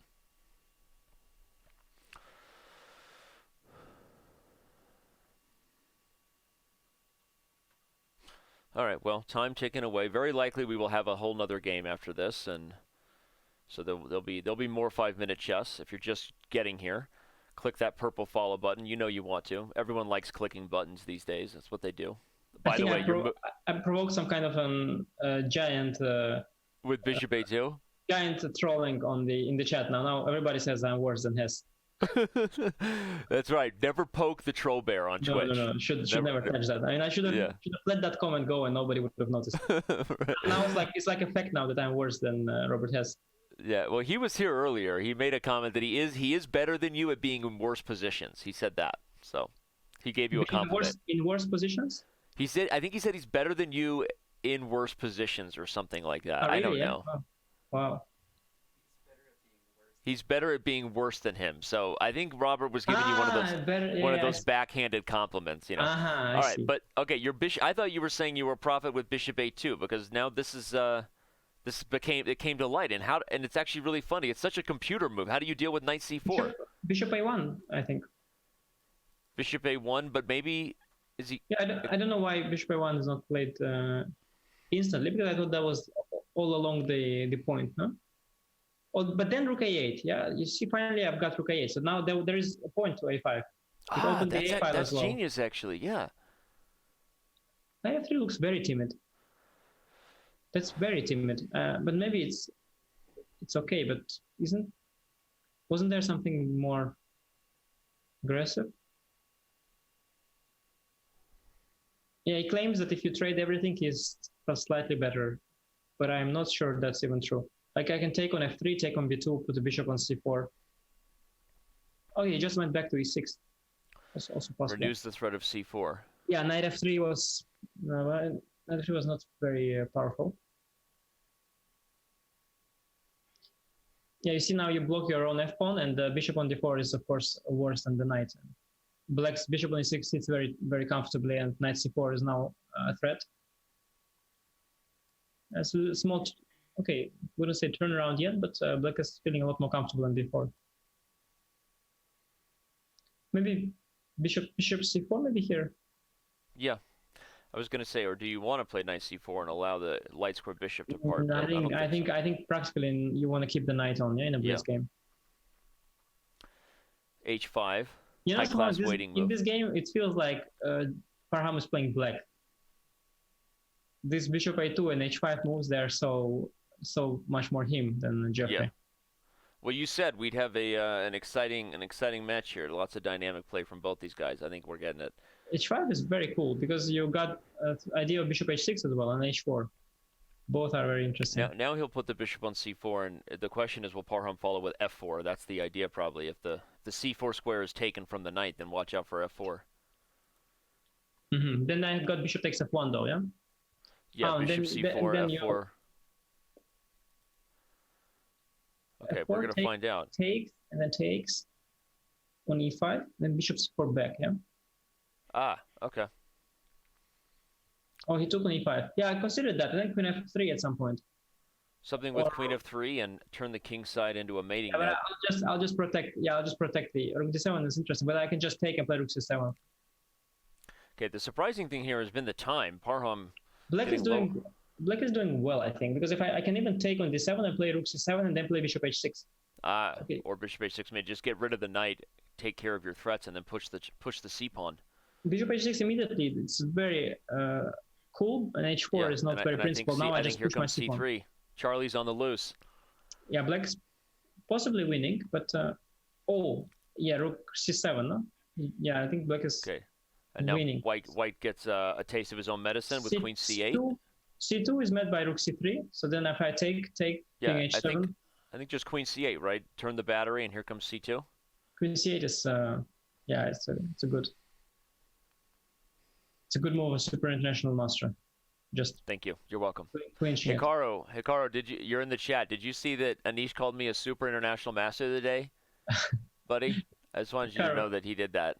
He's just too late after all the trolling that he had to. Did you see that? I just wanted you to know. I just want you to be proud of me, Hikaru. All right, queen d8. Being proud. Right now, if you're rooting for the American, you're proud because he's about to take. Is this his first lead in the match? I think it is, right? Because he lost to start. I don't think that Jeffery has led yet. Oh yeah, possibly. Yeah, I'm just wondering, like, where is White going to get chances with these gigantic double queens? I mean, you can just resign. It's really not going to be any chances. Two queens is really. I've never seen two queens make so many moves in a row. Well, it's also possible that Parham likes the faster time controls, maybe, and he's thinking. Yeah. I mean, I think of all the types of players, Parham puts a lot of thought into that, I think, and maybe he's deciding he wants to get time off the clock. He played d5 again. I just cannot believe it. Okay, and now Jeffrey's doing what you said he should have done the first time, and just play normal, get a half winning position from the opening. Yeah. Yep. And again, so let's highlight why you feel that way. To bring up the analysis board, you're pointing out that the d5 f5 structure is something that kind of works when White has the knight on c3, like in front of the c pawn. Yes, but in this situation where White can just play the positionally. And also White. The point is that when knight goes to c3, White wants to go e4, so you have to stop that. But when White doesn't want to go e4, there is no need to stop it with d5. But it's epic that he, like, in order to get the bad stone wall, which is like a really bad structure, he had to go queen a5 check. I mean, which is just like super awkward there for the queen. It's a super strange move. But he's going to get away with it to some extent. Like, now he's going to get a playable position anyway. It's completely crazy. I think he's going to play h4 here. I don't know why. Get the feeling that he... No, forget this h4, please. I think he wants it. No, let's forget h4. Call me crazy. Don't call me Shirley. I don't know why. Bishop f4, I agree. Bishop f4 is the standard, typical... Fun fact, there is no threat here, yeah? Because bishop g5 is queen h5. Okay. That's a good point. So you can play like a3 just to tease Parham. Just suddenly his adrenaline shoots up. He thinks he wins the piece, and then disappointment. Right. It's like when we think they blundered into a draw, and my adrenaline shoots up. Right? Remember that? Yes.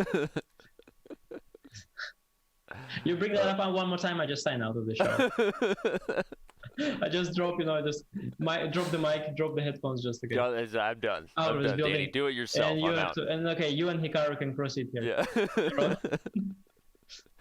All right. So bishop is. Oh, and he does it though. He goes with your idea, not a3, but rook b1. What a troll!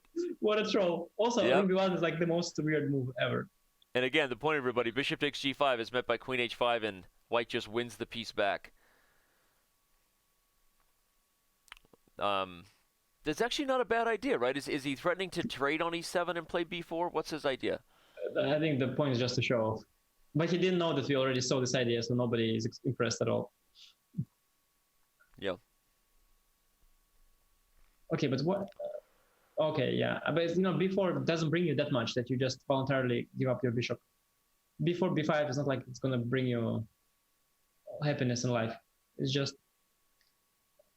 Yeah. Yeah. So he lets the trolling get the best of him here, right? Kind of. Yeah. He should have just gone knight f3, and then eventually Black likely would have gone h6, and then you can take. Yep. So I don't see why the rush. I think Parham agrees with you. His body language perked up, and he started bobbing his head. Yeah, because what Jeffrey is doing so far is not punishing incredibly bad opening play by Parham. Like he's constantly he's getting fine positions, but given how bad Parham sets out his pieces, He should be you getting can get more.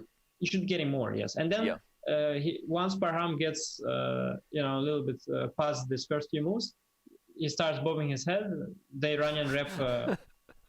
The chorus comes up and he starts playing very well. So it's a bit late.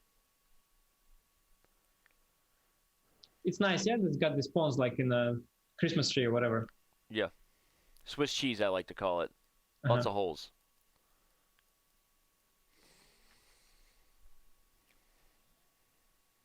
But it's nice that you've got the dark square bishop to cover all these holes, no? Okay, he's all in on this queenside pawn space.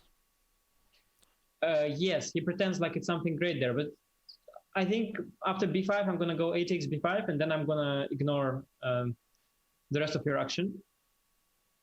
Maybe I'll take here and maybe throw something to a3, just in case. White, by the way, is still better, of course. That never changed. In fact, I started to like his position more and more. Maybe it's hard for black to really do anything here. Counterplay is not so easy because you cannot really go c5, you cannot go e5. It's not clear how you develop your, c8 bishop. It's just not so easy to proceed here. Maybe you can consider some kind of queen a3 move, I don't know, to shake things up a bit. Get the ladies off the board. Yeah, rook a3, I don't know what exactly is the follow-up. It's an interesting move, yeah. Can I go e5, by the way, at some point? I don't know. e5, maybe cd, e4? Is that an idea? Yeah, maybe. Maybe he... Okay, white has a lot to calculate there, taking on c6, and there's even things like knight d5, trying to overwhelm the queen from a3, but... But Parham has a point in that white doesn't have a clear follow-up here. There's no direct punisher. Yeah, now he can take on a1, and I think he can take on c4 and play e5. Maybe, yeah, and this would be the right approach to try to get your bishop, your dark square bishop involved. He's gonna do it. Or c5 as well. I think he's going for e5, knowing him. Although after e5, I can trade the b pawns, and after c5, you keep the b pawns on the board. Yeah, so c5 is a bit more. C5 is a bit more playful. Okay, Jeffrey taking his time, perhaps because of that, he decides to take c6 bc first. Yeah, to avoid the c5 move. I can go cd if and then I can go cd actually if I want. I think cd is not so bad. Yeah, c takes d3, c takes d7, or I mean, you could also take b7. Correct. Yeah, both are interesting, but I think taking on b7 is a bit more risky because you are sort of ignoring my d3 pawn for maybe a little too long. Yeah. Yeah, it's tricky, but the only problem with this is with it getting distracted. Black is forgetting about the e5 idea, and that bishop is. Wow, c2 by the way on b7. That's very ambitious. Of course, in general, cb is more ambitious because if you now win d3 pawn, you're gonna be a pawn up, whereas before you would just win it back. So I miscounted the pawns. Actually, cb is just stronger. Yeah. Well, especially if you can win the bishop and bring the queen back from b7 to even say b5, the d3 pawn may just be lost. I'm pretty sure you can. I mean, now that I look at the position, I'm pretty sure you are just back safely and you pick up the d3 pawn. You're probably just doing well. The only thing is that now maybe black shouldn't go bishop takes b7. Maybe he can do something desperate like, I don't know, e5, or it's really bad. Yeah, it feels like I liked your idea of e5 earlier. Black had the opportunity to flex the bishop, right? From a principle perspective, black has the dark square bishop and white doesn't, so you wanted to open up those squares. Rook a7 is... Queen b8 is not there by any chance? Or then I can take on c8. Aha. Yeah, I can take on c8 and say it's a queen, yeah? Everything hangs. The d7 knight falls next. Okay, so he submits. And now he's going to hope to have something before white just gobbles up d3, but I think queen to b5. But then I've got queen b6, rook d7. I think. Oh, no. Yes, I think you got rook d7. So queen b5, queen b6, rook no, b7. I've got yes, correct. And then I've got a check, yeah? You know what Jeffrey's gonna do? He's gonna go. Maybe he's gonna go move like h3. That would be his type of move. He's in the mode today of showing off. I think h3 is his move today.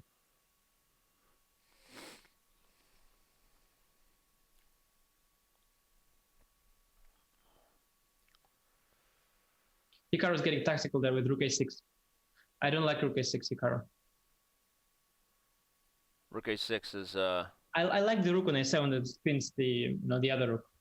There's potential for trade. I like trades. Yeah, if rook a6, the queen moves, you don't have time. h4. You see, I called it. I said h3.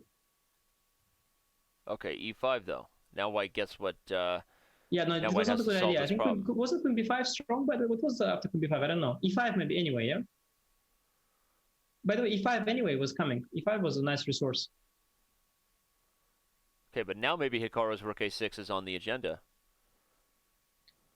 But is that such a big deal, this move rook a6? Like if I just move my queen like even to, I don't know, f8, but queen f8. Yeah, I like this rook a6 now because no, the d5 square opens queen up. f8? I don't like the fact that after d95 now your rook is not on... I was going to play... Okay, I want something with the d5 square. Maybe my queen goes there. But after taking on... Because right now I'm going to go e4, yeah? And then once I go e4, my d3 pawn is suddenly a monster. Yeah, that's irritating, actually. No, I think just Jeffrey with his moves h4 and then rook a7 just ruined everything, I think. Okay, Jeffrey might be trying to... He's fishing for some move repetition. Yeah. He's hoping. Hoping to tickle this one home. Which is still got, yeah, probably. I'm thinking of something funky, but it's not a good idea. I think queen d6. Oh, knight b6. Parham wants a win. Yes, that is funky. This is cool. This is great. This is good. It's good. That's a great move. Yeah. Okay, if queen takes b6, queen takes a8. If you take f8, black takes b7, and he's going to end up holding on to his d3 pawn. And important that f8 rook is hanging in then, yeah? Yeah, white may have to play rook takes f6 and take e5 with check. If you could find a way to calculate and get the d pawn. Black is just suddenly winning, yeah? Yeah, Jeffrey clearly missed this move. You can see it in his time management. You know what he did wrong? Face. He combined ideas of mine and Hikaru. We both had bad ideas. My bad idea was h3. His bad idea was rook a6. And he played both of them. And that is just a little too much. Let the lesson be learned. Play like a super IM, not two super GMs. Yes, I mean, you can choose to play my bad move or play Hikaru's bad move, but not both at the same. Not both. Now queen a1 check is there with queen takes c3. Yep, it's over. Yeah. Wow, what a turnaround. And Parham ties this thing up. We're going to be heading into a 4-4 tied 3-1 segment. Bishop e7, 1 second. Bishop e7 is not good. Bishop e7, queen b3 is also not good. Too many not good moves right now. Hardly enough time. He's only got 1 second. He's going to lose on time. Yeah, he did. Couldn't solve the mystery. He messed up the position completely. I could take knight d2 even at this stage and play knight f1. So he got very lucky there. Yeah. So where do you think that should have finished there after bishop e7? No, I mean, this move after de should have gone queen a1 check at the very least. Yeah. Queen a1 check. And after black played bishop e7, Jeffrey could have played queen d4. Queen d4, of course, very tempting. Yeah. No, it was d3, e6 check. Oh, it's a break, by the way, they say. It's a break. Well, okay. I can eat some poke because I decided that eating poke on air is not a good idea, so I'm keeping them here. Hey, you're welcome to eat pocky or not eat pocky, whatever you're into. Break. I start my break time, guys. Everyone here is here to see you do whatever you want to do, but okay, keep it PG, Anish. All right, the JNCC continues, brought to you by Chess.com. When we return, we've got a 4-4 tie, ladies and gentlemen, heading into the 3-1 segment. So we're in for a fight. Don't go anywhere. The semifinal when we get back.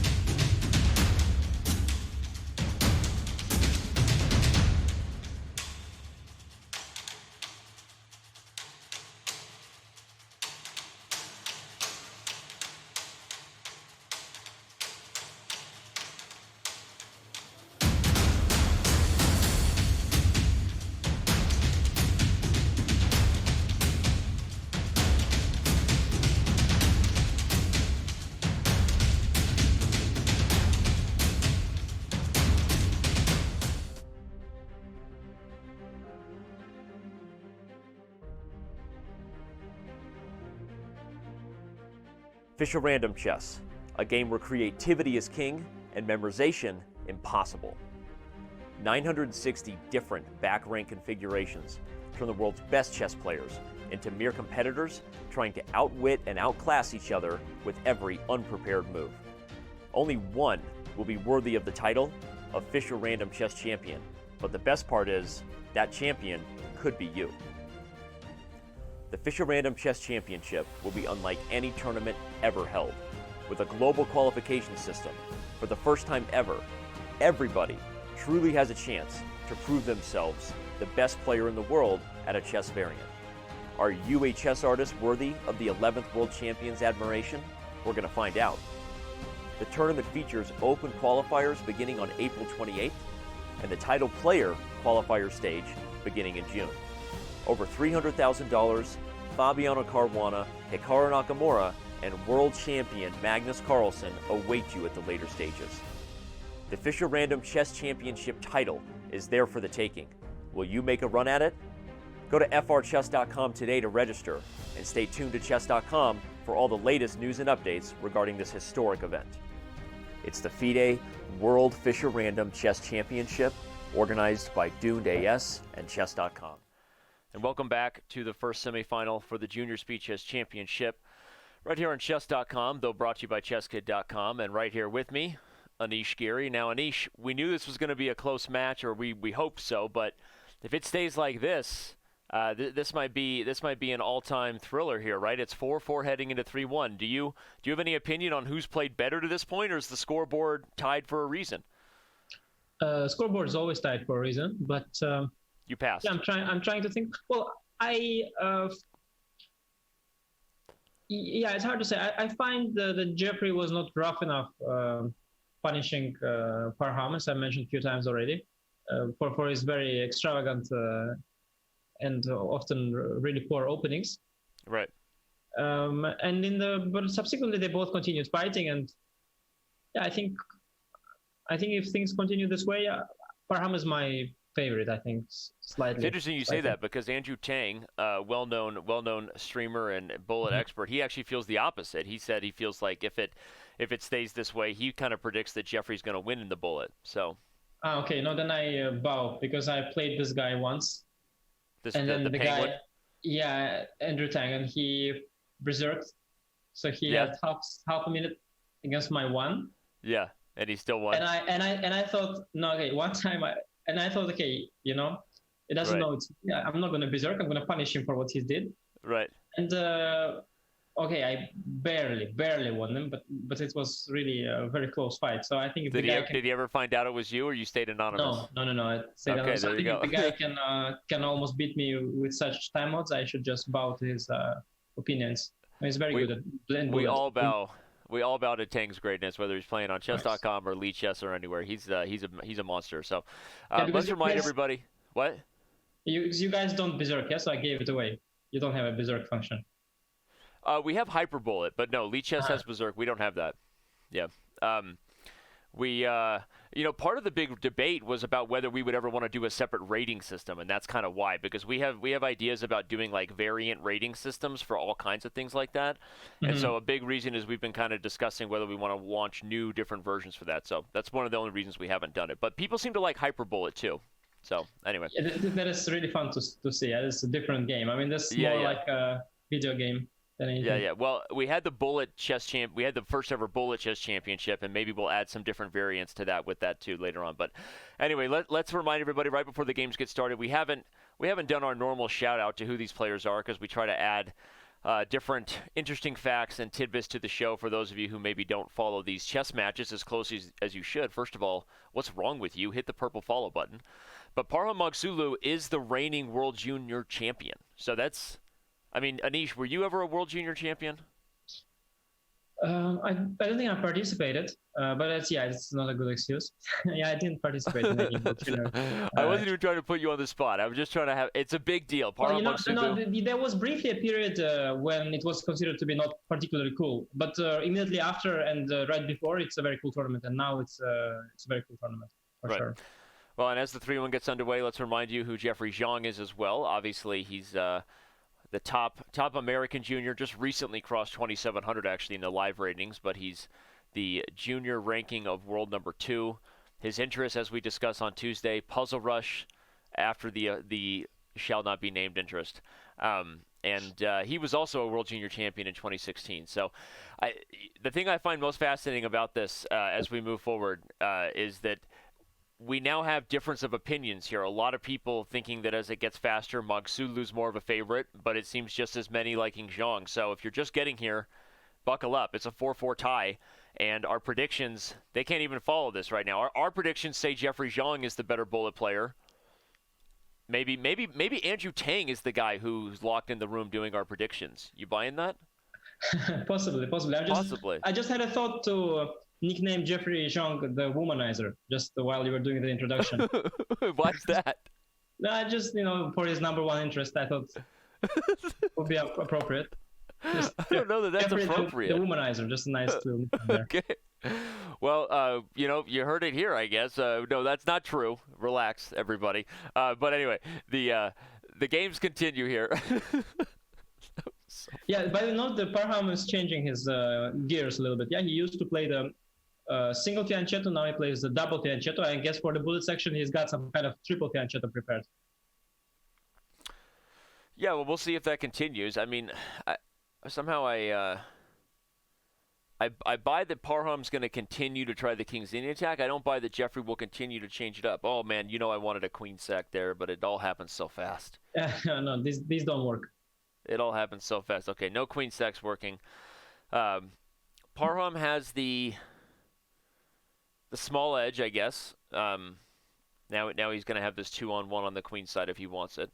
Yeah, but I don't think that's considered to be a particular edge unless you've got like a knight on b4. Usually you meet b5 with like takes knight to b4, and then you sit very nicely there with the knight. And otherwise, if the knight is not there, usually you have hard time protecting your a pawn, and like get some counterplay, and you're just very fine. Yeah, and then the risk in those positions is you end up losing the a pawn, and then black has this extra healthy pawn on the king side, right? Yeah, in general, this dragon structure with d6, e7, f7, g6, h7, that is so robust and so incredibly good for endgames that often such a position can be already, good for black. Mm-hmm. I like black. I mean, one thing is not to blunder e5, knight e6 check. It's a very quick tactic, so I'll just show it real quick. We don't need to go into it too much. But that's why he went to rook e8, and now he wants to go e5. Perhaps. Yeah. Okay, but now f7 is under the gun. I can also go d5. I can also not do anything with these pawns. I like d5 maybe. I don't know. I wonder if he's considering something even more aggressive. If you like h5. H5. Yeah, h5. Yeah, h5 is possible. I mean, it's just to include h5, h4. b4, of course, b4 you fix the queenside pawns, but potentially it could also be a weakness, so you have to be a little careful there. But I like b4. So the rook on c7, it's kind of active, but it's a little bit stuck there, so you cannot, you're not free to move your queen around, yeah? Rook b7, you're chasing the pawn slightly and discoordinating your pieces, of course.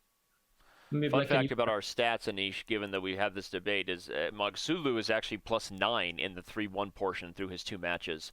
Jeffrey is only +1. So this time control seems to be much more the favorite of Maghsoodloo if those previous matches have anything to say. Yeah, but that's just Andrew Tang's opinion, yeah? As far as I understand. Exactly. It's the smarter chess opinion, now outed and revealed as Andrew Tang's opinion. Yeah. So. Yeah, well, let's not, take that too close to the heart. Yeah, exactly. I like somehow Parham's got it covered for the moment. Suddenly Parham is totally in control of things. I mean, it looks very good for white. b4 is just falling. e5 is not coming. Yeah, queen d6 doesn't even save it. How do you deal with this? What? I don't know. It's just very good for white. I also like the move queen d4 at some point. Just maybe. Yeah, just centralizing. Yeah, at some point it's not bad. You can also pick up the b4 pawn with the rook, and after e5 you just can come back to b7. Okay, h4 is very sadistic. You just. Yeah, it's playing with his food, just saying no mercy. I don't like h4 though. You could have. I think rook b4 was stronger, but I also don't like knight b4. I think he should have kept the knight in the center. Now he has all these pieces on the left side of the board, and I'm a bit always concerned when this happens. Still hard to figure out how black can do anything about that, though, right? What if you just come back to d3? Not sure play I e5, like queen a7?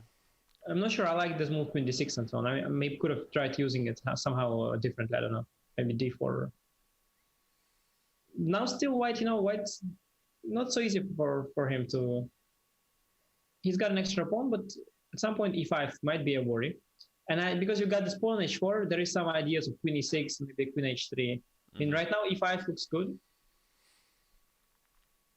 Okay, but Jeffrey has... Mine on d5.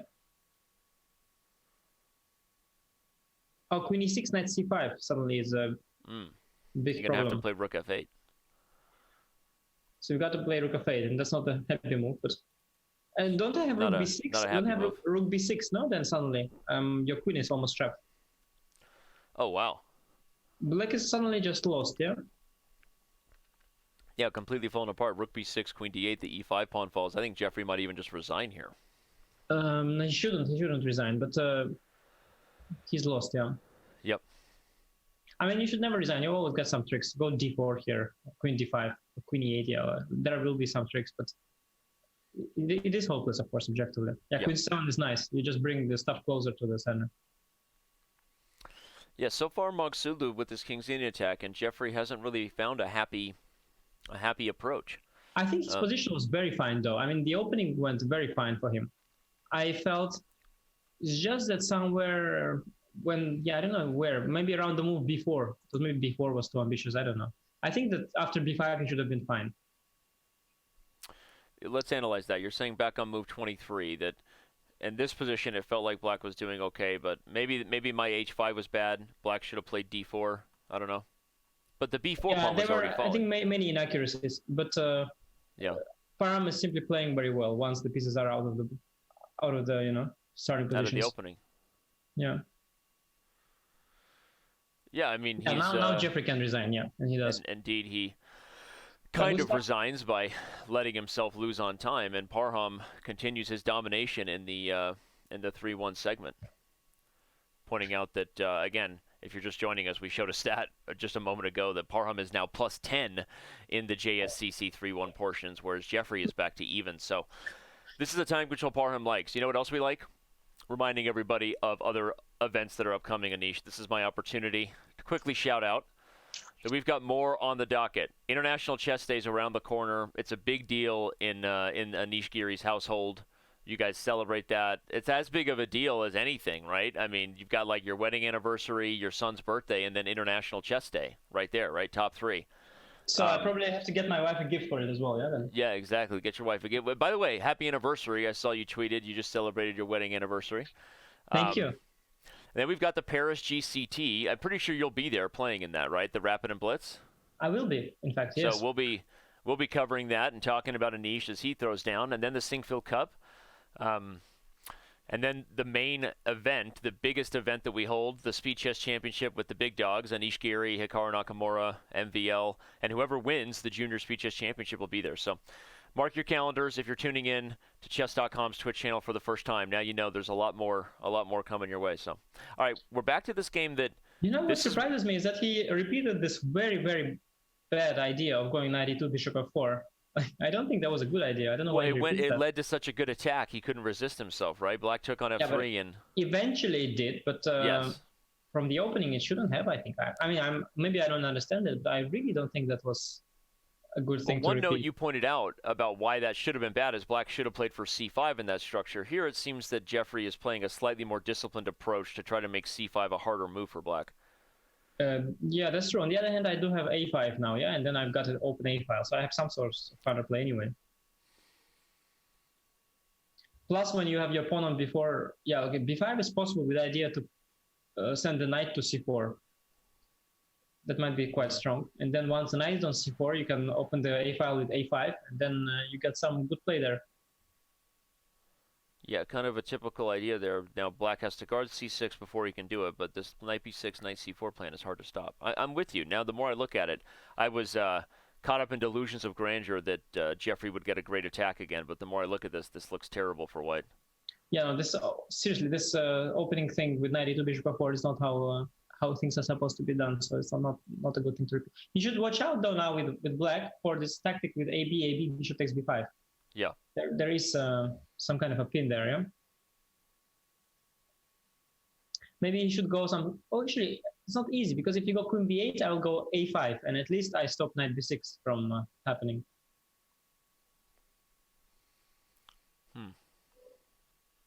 Yeah, a4 is a good move.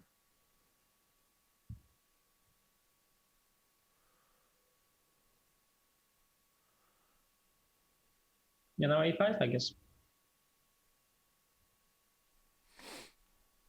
A5 prevents knight b6. 5 is good, yeah, because I mean you don't want to allow knight coming to c4. I don't see why you would.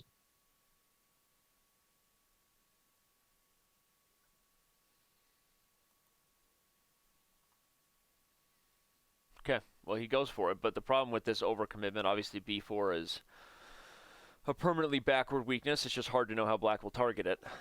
But c6 as well, yeah. So in that sense, the queen side is balanced out. Right. But white cannot focus now on the king side when he's got this b4 pawn on b4, yeah. Parham plays g6. I mean, at some point, we're going to have to break the tension here. You can cut it with a knife. And I'm not just talking about me and you. I'm talking about the bishop and the knight on g4 and f3. I think our tension is unbreakable, so. The tension, yeah, that's right. Our tension is unbreakable. f3 is coming now. The knight can come to f1. That bishop is suddenly... Okay, if you play f3, you can get away with it, and then the bishop has to go to e6, and then you play knight f1. No. He doesn't want it. He wants you g6. You didn't want to go f3 and perhaps e4, or that would be just de4, fe4, and then some. Oh, g5, yeah? Oh. g5 is kind of move you're happy to provoke. I don't think g5 is... Although black is quite solid. I mean, you could probably afford to be a little bit playful there. This is just so double-edged, though. I mean, especially as they get under time pressure. These I have no idea what's going on. I like white, but practically, because I think this g5 weakness is going to, practically speaking, it's going to lead to some issues. But objectively, you're okay. Maybe you can play knight h7, defend the pawn, beat queen. Yeah, or this knight as well. Yeah, you can offer a queen trade maybe if you want with black. Try to be solid. Yeah, I love this move e4 though. You got to try to open the center and expose. I also like that the move knight e6 came instantly, whereas it's completely not obvious that it's a good move. It's a terrible move, I think. But it just came in for some reason. Yeah, you like that it was played instantly, whether it's good or not. But here comes f4 for white, I think. Okay, he doesn't. I wonder why. That was his opportunity to really open things up. He's not a super IM. This is why. There's no other reason. Well, they can't all be super IMs, right? F4 was an epic move. F4 and then knight f3, of course. Yeah. F4 was the more natural thing to do. Is there a speeches championship in which you can take part to show your skills? To show my super IM skills?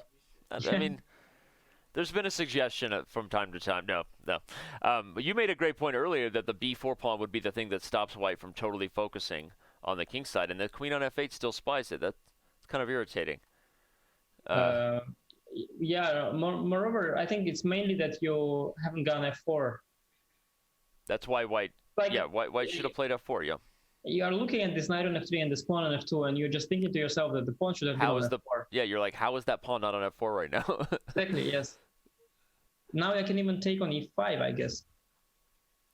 Okay, well, if he loses this game, I'll make sure to bring it back up that he missed his super IM moment. So this is bad for white. Now he's just getting a bit outplayed. Yeah, turned around. White can still get knight d3, but will black play c5 before? Just go c5 and take the... Yeah, he should have played c5. I highlighted it, but he didn't do it, you know? Okay, he still has an opportunity and needs to. Finally, he breaks c5, and now black has no more weaknesses. Yeah, I think he could have... It was better for him to keep both knights, but it's still good for blue. Oh, yeah, still good for black. Okay, this move was nice. But the back rank problems. Takes, and knight e5 now is very strong. And now you can put knight to c4 if you want. Or bring the king in. What a turnaround here by Parham. But again, something about this time control really does... I mean, I think being plus 10 through 2 matches, that's That's a pretty impressive score to put up. Obviously, he was heavily favored in those matches, but now he's about to go 2-0 against Jeffery. I mean, clearly he likes the 3-1 time control. That's my point. Yeah, most likely.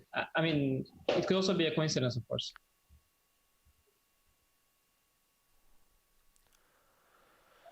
Okay, he's going to win f2 with check, play a little tickle, take the g2 pawn probably. You can also play at some point g3 and try to go for some kind of mating net, yeah? Yeah, that's what I want. Yeah, he's just winning now. Yeah, and Jeffery is living off the increment, so it's a moment away from probably losing on time now. Okay, you can check on f2 and g2 and then mate. Though, yeah? I thought he would play rook g2 and if king f1 take h2. But the a pawn is also there, right? It's not so easy. Oh, okay, so suddenly it's trickier than I thought. Really not easy, by the way. Oh, and he misses the backdoor rook trick. Is he losing? Yeah. Well, now yes. Now for sure. Knight c6 also was winning instantly. What in the world just happened there? That was really weird. Well, I guess I spoke too soon in saying that the 3-1 would be all Parham because... Yeah, I think the difference between like 3-1 and 5-1 is so not huge that I think you cannot be like bad at one and terribly good at the other. I think you're more or less the same in all time controls. Bullet is something a little Parham's different. shaking his head there. Let's back up real quick on the analysis board and try to make sense of how that game ended. Maybe you can. Yeah, you know what? I think what was the issue there is that so often when you don't win it immediately, you eventually end up like you have to at some point clinch these things by force. Right. Yeah, By the way, something did you back notice here only on some move 49. Sorry. Go ahead. Yeah. We are checking this. Yeah, well, knight c5 definitely didn't feel good, but I like also the pawn on g3. I don't know. Yeah. You know what I was thinking about? I was thinking about going g3. Takes, and if a6. Oh, you know what's better? I'm thinking best is to go b3. Just go b3 immediately, without g6. Oh, okay. And why? If knight takes? And then rook f2, rook e2. Just wins a piece. Just mates. And the point, everybody, is there's checkmate on b1 because now the knight guards the f2, the only escape square. So there you go. You put it to b2. I thought to e2 also is very good, to win. Okay, you're right. I thought you were doing a double attack on the knight, but I forgot that mate was just unstoppable. Yeah, I think that is actually the most if efficient you way. push, Yeah, if you push either pawn, black just reacts and keeps the king trapped. Anish, again, if you don't want me to compliment your chess moves, don't find things like that, but that was awesome. Seriously. And, okay, but the... Yeah, okay, this one actually was. Yeah, I know. Thank you. The psychological perspective there. Parham just lost a game, right, that he knows he should have won. We'll see if that has any hangover effect, right? We've talked a lot about that, the emotional circumstances you get in these matches where you don't have time to recover and kind of lick your wounds. So that's the first time I think we've really seen Parham blow a game where he was totally winning. Or there was one earlier in the 5-minute portion, but that was bad. I think he's on a complete tilt because he played sort of a normal opening with white. He played e4 and then d4. I think that is a clear sign that he's totally tilted. Normally he plays something slow, and now he just goes for normal stuff. Yeah, so it shows you he's not in the same Parham state of mind. But you made a great point that, again, we talked about comparing you to Robert Hess earlier, and I'll say it again because Robert says it a lot, that you've been saying at some point you have to win these games with a concrete combination, something you have to calculate. And Robert often says that these games like that, they kind of, you blow those games by not winning them, right? And you can lose a game by not putting it away. So you and Robert, maybe you guys are both good commentators, maybe. No, me and Robert, there's lots we've got in common. Yes, definitely. All right, rook c1. Parham now back in a normal opening, but maybe he's going to regret it because it feels like black is doing well. Yes. Direct combat a little bit too early. He's not happy here. The knight on g3 is not on d5. That's the problem. Yeah. Good point. And I think trading queens doesn't help too much. You still have no, the kingside play led nowhere, and the queenside play of black is straightforward. I think black is doing very well here. Yeah. e5, beautiful square. Yeah, I think momentum is now with Jeffery. Parham has to change something. I think bishop takes f1 wins some material. I don't know if it's worth it, but it definitely wins some material. I can take with the rook, though. I thought I have the bishop g3 skewer later, but I had to take with the rook. So Jeffery stays patient instead. This is tough for White. White has pawn moves he'd like to take back, like f5 to f4. Yeah, White really doesn't have anything going for him here. But Black is not like winning anything yet by force, so the game continues and there might be chances. But at the moment, I don't see what White's doing. Look at the time. This is the biggest time disadvantage we've ever seen. So I think that Anish's comments, whether they were joking or not, but I don't think they were. The psychological tilt might be on for Parham. He's down on the clock playing an opening that he hasn't played yet in the match, and this is not going well. So, you know, the problem with playing only the offbeat openings is that when you play too many of them, you neglect the normal openings, and you don't have the experience of playing the normal openings. And then when you do, like here, you suddenly end up getting outplayed like this. Jeffery plays tickle there, but not because he wanted a draw, just keeping the psychological pressure on Parham, who's now under 30 seconds. And it's going to be a big moment in the match we come back to. I think trading these bishops helped White a lot, surprisingly. I think the knight is sort of back in town. I think White is back in the game a little bit. Okay. E5, some sort of a tactic? E5 is very interesting, isn't it? He's going to calculate it. He's doing so right now. He's going to play it as well, I think. I don't see why. Maybe you should have. Let's bring up the bat cave here, the analysis board. Anish's idea was e5, and if you take g2, you take f6 instead of the bishop. And if black does something with the bishop, you take e7. That actually, it looks very strong. And the point is e5 was even better because you can't take it. The bishop is undefended. So I think he might have missed that. Yeah, because he missed it on the next move as well. He just didn't see that idea. Pity, because he just didn't see the idea. But he's still back. Wow. I mean, even what he does, he's back in the game. Surprisingly, trading this dark square bishop was not a good idea for black. It was a really poor decision. So okay, well, I said Jeffery just didn't want to draw, but maybe he should have. We're back to this position here. No, he shouldn't have had a draw, but he should have dropped the queen elsewhere. Yeah, something like queen c7 even. Yeah, any kind of move like that would have given him an advantage. But all right, if Parham doesn't get this game, though, back to this moment right here. Again, take note of this e5 tactic. Instructive moment. But all right, let's see what happens here in the live position, if they can hold up in the time scramble. I like White, by the way, anyway. I mean, at least compared to what it was.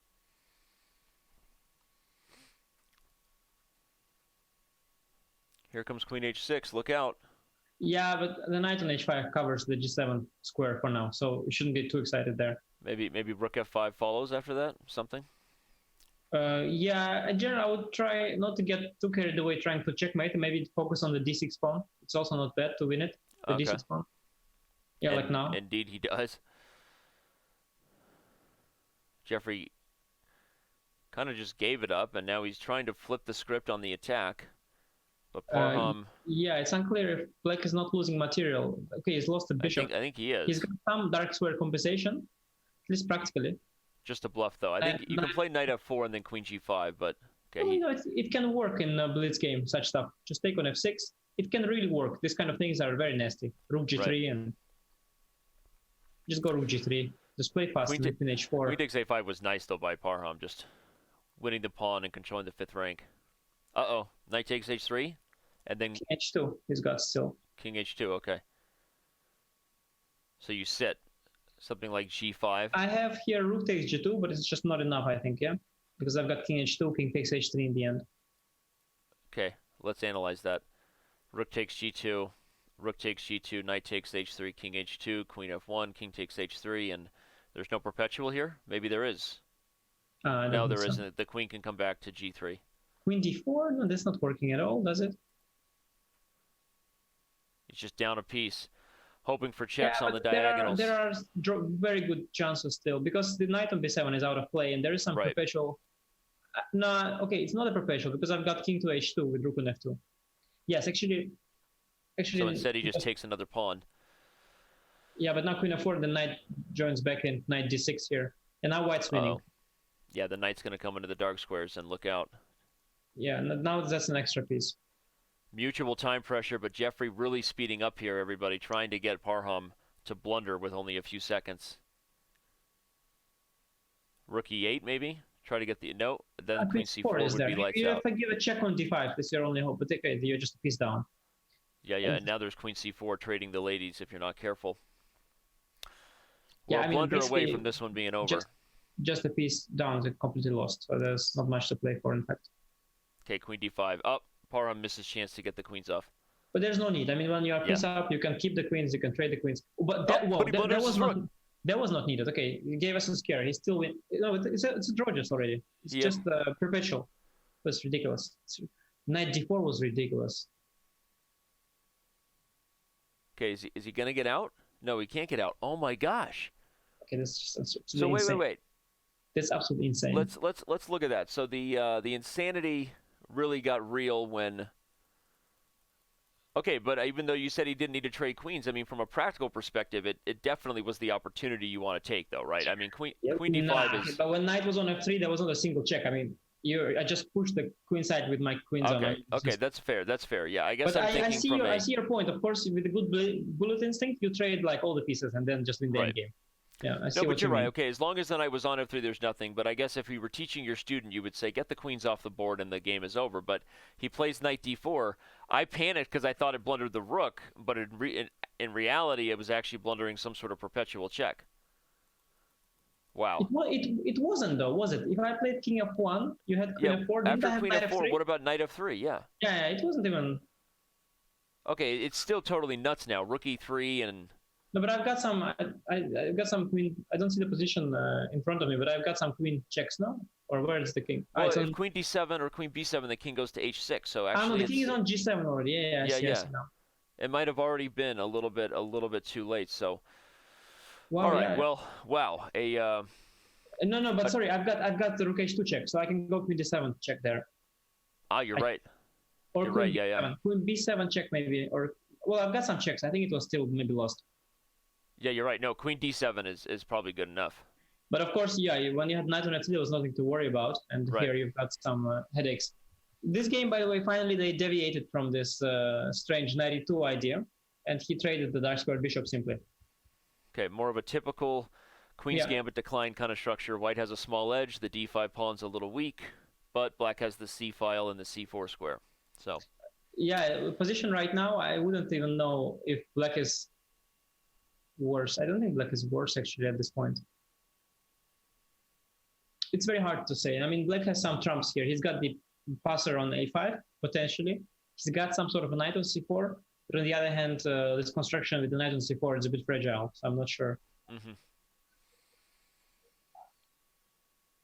I think rook c7 is interesting, just doubling.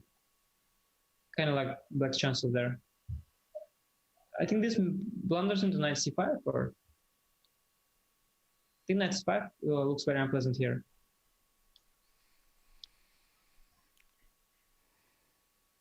b7 is not hanging, they pretend, or I think it's hanging. It's just pretend. Mm-hmm. No, I'm kidding. It looks hanging to me. But actually, there is a4. There is some compensation there. Yeah, some compensation. My highlighting arrows complete your sentences. That's how we work. It's like a symbiotic relationship, right? Isn't that a thing? Yes. No, you're getting better at it. Yeah. It's getting less creepy by the hour. The question is whether I'm just wearing on you or whether I'm actually getting less creepy. So. Yeah, that's what I was also wondering. Yeah. Yeah. Everyone's wondering. All right, but knight to b7 is played. A4 happens. White's up a pawn. Soon I'm gonna start liking your creepy comments. You know, I'm gonna give you more of that. All right. The queen a2. Black's down a pawn, but it's hard to really say he's worse. But now the question is, how do you infiltrate? Right? It's where's the next move for black? Yeah, I think practically speaking, black has some chances. He can play queen b4, maybe. Pretend there's something. I guess objectively you are pawn down, but maybe there's some. I don't know. There are some tricks. Also, the a pawn is nicely protected, so it's going to remain a trump.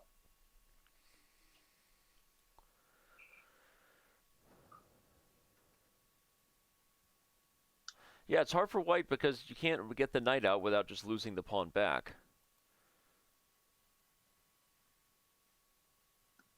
Why is he thinking so long?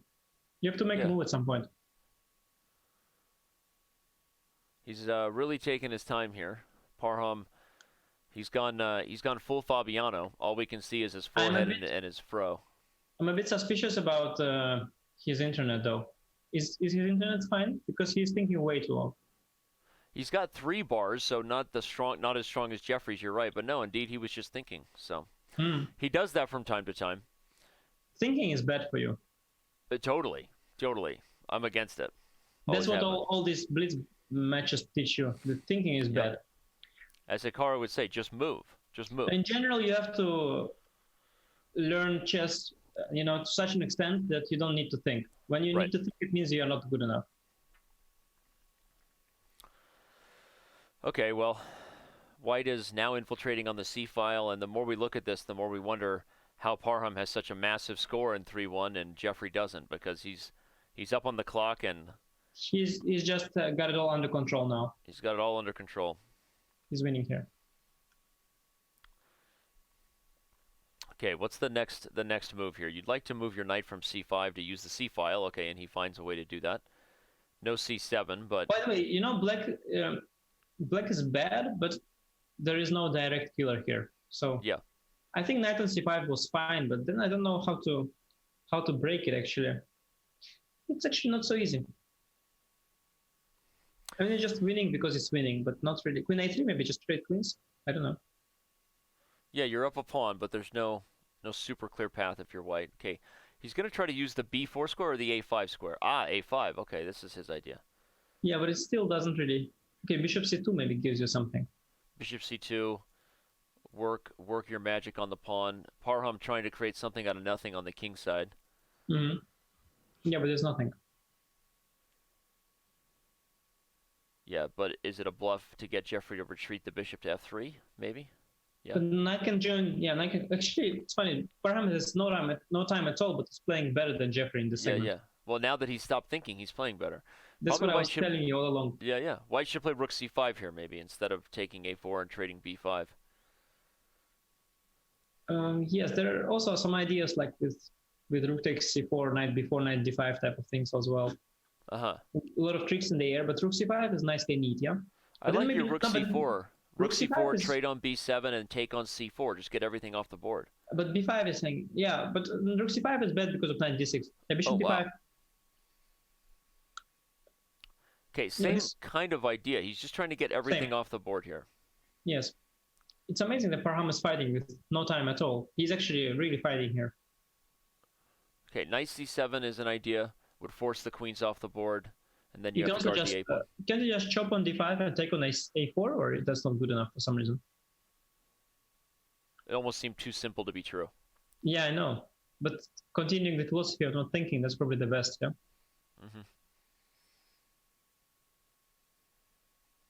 There is some counterplay, because I've got check and then knight e4.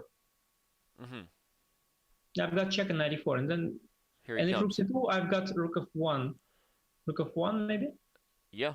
Okay, very nice. It's amazing. He really has some kind of and if you play f3, knight g3 will be mate. Yeah, but that's... Okay, so White is not going to have enough here. This is a super effective counterplay. Here comes rook a2. Knight c5 was wrong. e5 was good, I think. Yeah, keep the rook at bay. And now, yes, now black has real counter. Okay, but this is mutual time pressure. You and I are trying to find more accurate moves, but I think we're about to see somebody just... But actually, Jeffrey got the initiative with him. Okay, king e6, though. Look at this, king e6. I think he ruined it. I think it's going to be a draw. Yeah, he ruined it for sure now. Chase the king to good squares. Yeah. And we have... unless someone loses on time, we're going to have a draw. Such a bad move. Knight g8 is so awful. My God. Okay, you might get mated if you're not careful.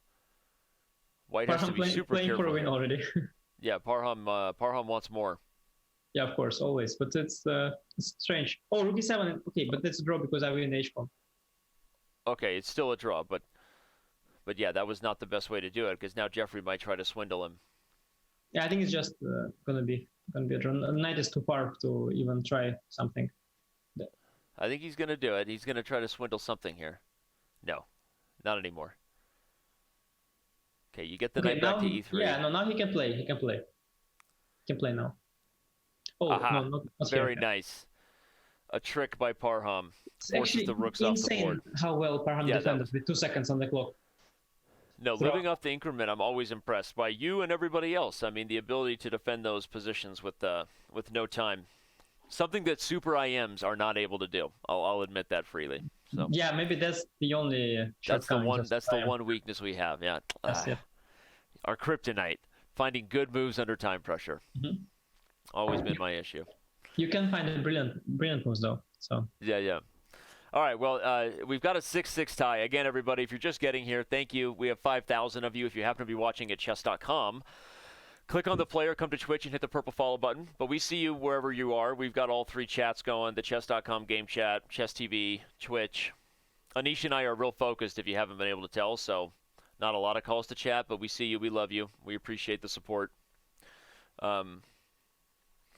And yeah, thanks for being here. We've got a 6-6 tie. This is gonna come down to just the wire. I would be shocked at this point, given what we've seen all day, if either player wins by more than a game. I mean, it could end up being just one game to decide it all. very likely, although you never know. Sometimes you have these matches that they are very even, and then suddenly in bullet somebody catches the wind, and suddenly it's just a wipeout. That's true. Momentum, right? It happens. So you never know. One idea we had suggested by chat was whether we would ever want to do a dad speed chess championship. I think that might be the SCC you win. You might be the strongest dad in the history of chess. How does that make you feel? In the history, no, obviously not. I mean, other like Kasparov is a dad too. Yeah, but you've reached a higher peak while still being a dad. I mean, when did Kasparov become a dad? Okay, I know what you're trying to say. It feels like I am, but I'm not. Okay. I know what you're trying to say, and I appreciate that.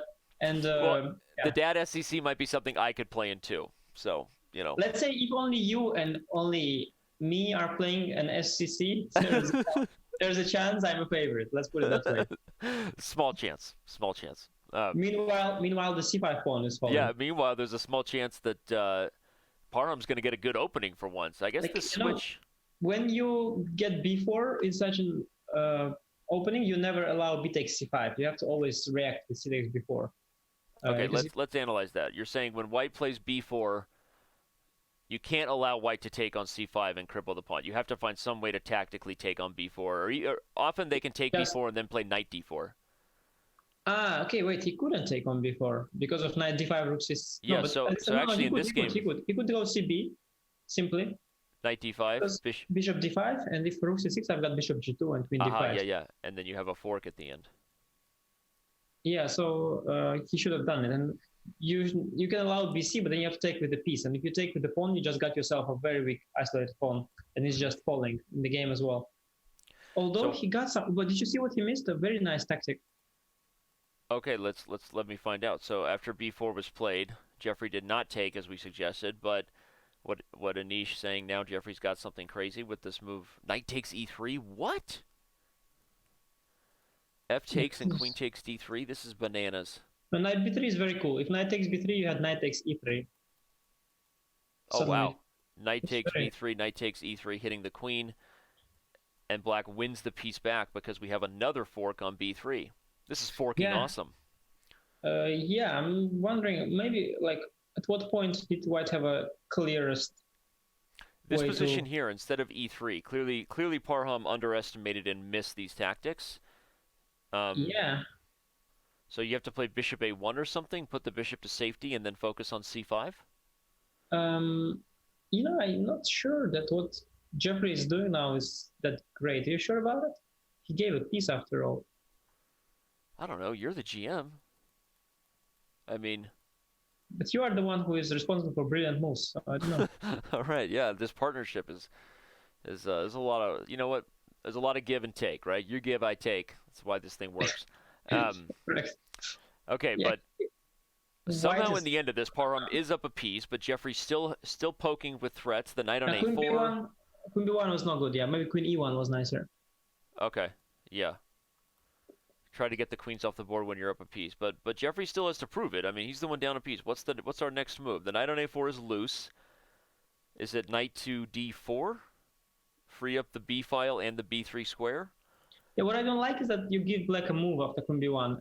How he's gonna use that move, I don't know, but he has. There's also c4 actually. Just play c4.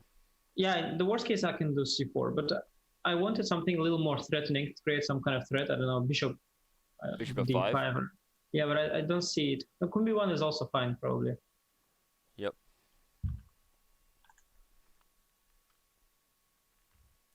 Yeah, it got very, very interesting. By the way, black has actually 3 pawns for a piece, yeah? He doesn't even need to prove anything. Yeah, so maybe c4 is better than I thought. Just yeah, maybe just c4 is all right. Yeah, bishop d5, I was thinking about it, yeah. So now we're threatening to take e4. That much is obvious. White can play rook e1. Yeah, bishop d5 is bad because you can play rook e1. Yeah, actually, where does the queen go? You have to go to d3, but then white has rook to d1 again, if he finds it. Yeah. Or I think maybe knight takes c5 as well. It's not so bad. Maybe. The rook guarding g2 is very useful, so you're not really worried about bishop taking in the end. Yeah, bishop d5 was bad. There are some pins here still, yeah? I mean, black has some kind of compensation. You can even... Yeah, but I'll steal your line from earlier. It feels like Parham is playing black in this position, but he's not. Yeah, well, right now he's up a piece, so he shouldn't complain. And this is what I was wondering, but I think knight takes e4. I'm not sure black got something here. I was thinking about it. I want to double on the b file. Maybe something like rook b6 and then rook db8. Knight c5 I have, perhaps. And then knight... I can protect the bishop with knight a4, which is a little bit awkward, but maybe it works. How else can I protect the bishop? Okay, knight c5, knight a4. It's awkward, but like you said, yeah, but it then works, rook right? a6, yeah, perhaps. Well, like our relationship, it's awkward, but it works. You know? Yes. Yeah. Well, more awkward than works, but yeah. But hey, who's counting? Yes. All right, rook d8. There you go. This, by the way, like our relationship, it's awkward and it doesn't work, yeah? Yeah, but rook d8 was a bit of a mistake because you've got this, you had bishop c3 instead, because now you've got this rook bd1, suddenly it works for white. Again, credit to Parham, though. Look at him playing so accurate with very little time on the clock. Okay. Yeah, but he's not going to win it because after, this position is very hard to win. You got, even 3 against 2 is difficult to convert, but you got the a-pawn. I'm not sure he's going to win it so easily. And he loses on time. Oh no, that's a pity. Yeah. Yeah, I'm not sure. You think he's got good internet? He doesn't right now. He just lost on time. He's got a very poor connection right now to the server. So he's played from this same location. I mean, everyone who looks at the wall behind him has seen this on a few of his Speed Chess Championship matches. So this is from his home in Iran, and he's played here before. But unfortunately, the lag is. The lag looks real. Now his connection is recovering, but that's highly unfortunate. I see. Yeah, he had 1 bar and now it's coming back. Maybe when the PC is loading the rap music, it takes away all the internet. Hey, make sure you're not downloading from Spotify during chess, as they say.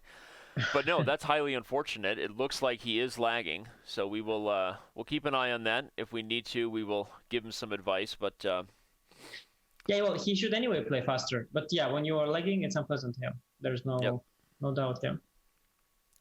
Okay, well, shocking there. But as you said, Jeffrey probably doesn't lose that game, right? But he probably shouldn't win it either, obviously. So he's now up a game based on this sort of bad connection, and we'll see. Yeah, well, I think we shouldn't blame it all on connection. I mean, he still dropped 2 seconds. Yeah, he could have had like 10 seconds.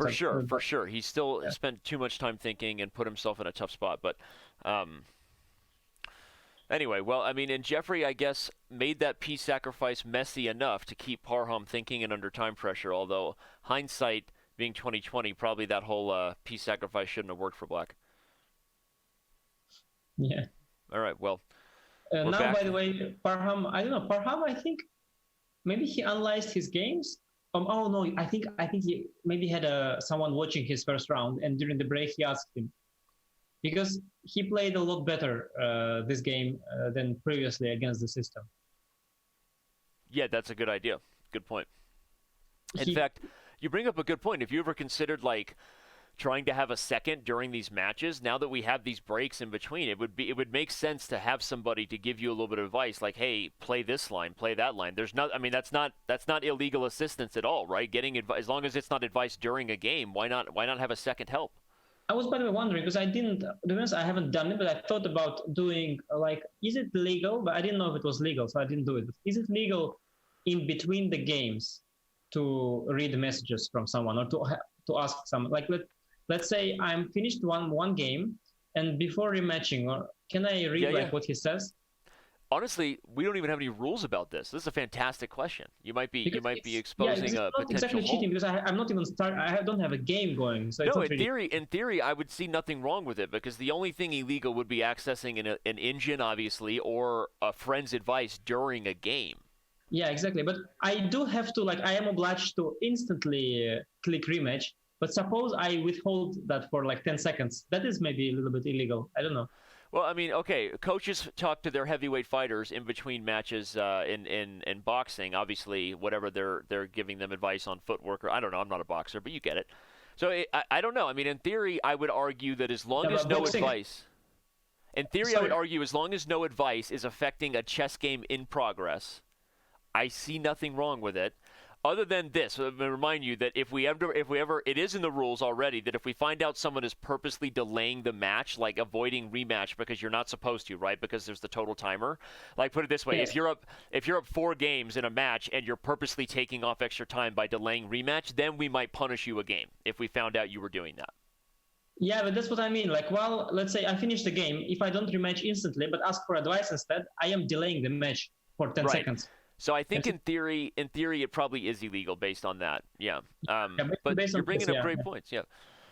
And I think that's probably what we'll do. In fact, I already see our team working hard here to maybe add that to the rules because I think that in theory, we already did have this in the rules, which is the language basically says if we find out anyone is delaying the match, like in any sort of way, that they can be penalized. So that would fall under that jurisdiction. But I think we might need to clarify that while we do allow advice in between segments from your coach's friend's second, there is no getting advice in between games if it delays rematch. I think that's clear language.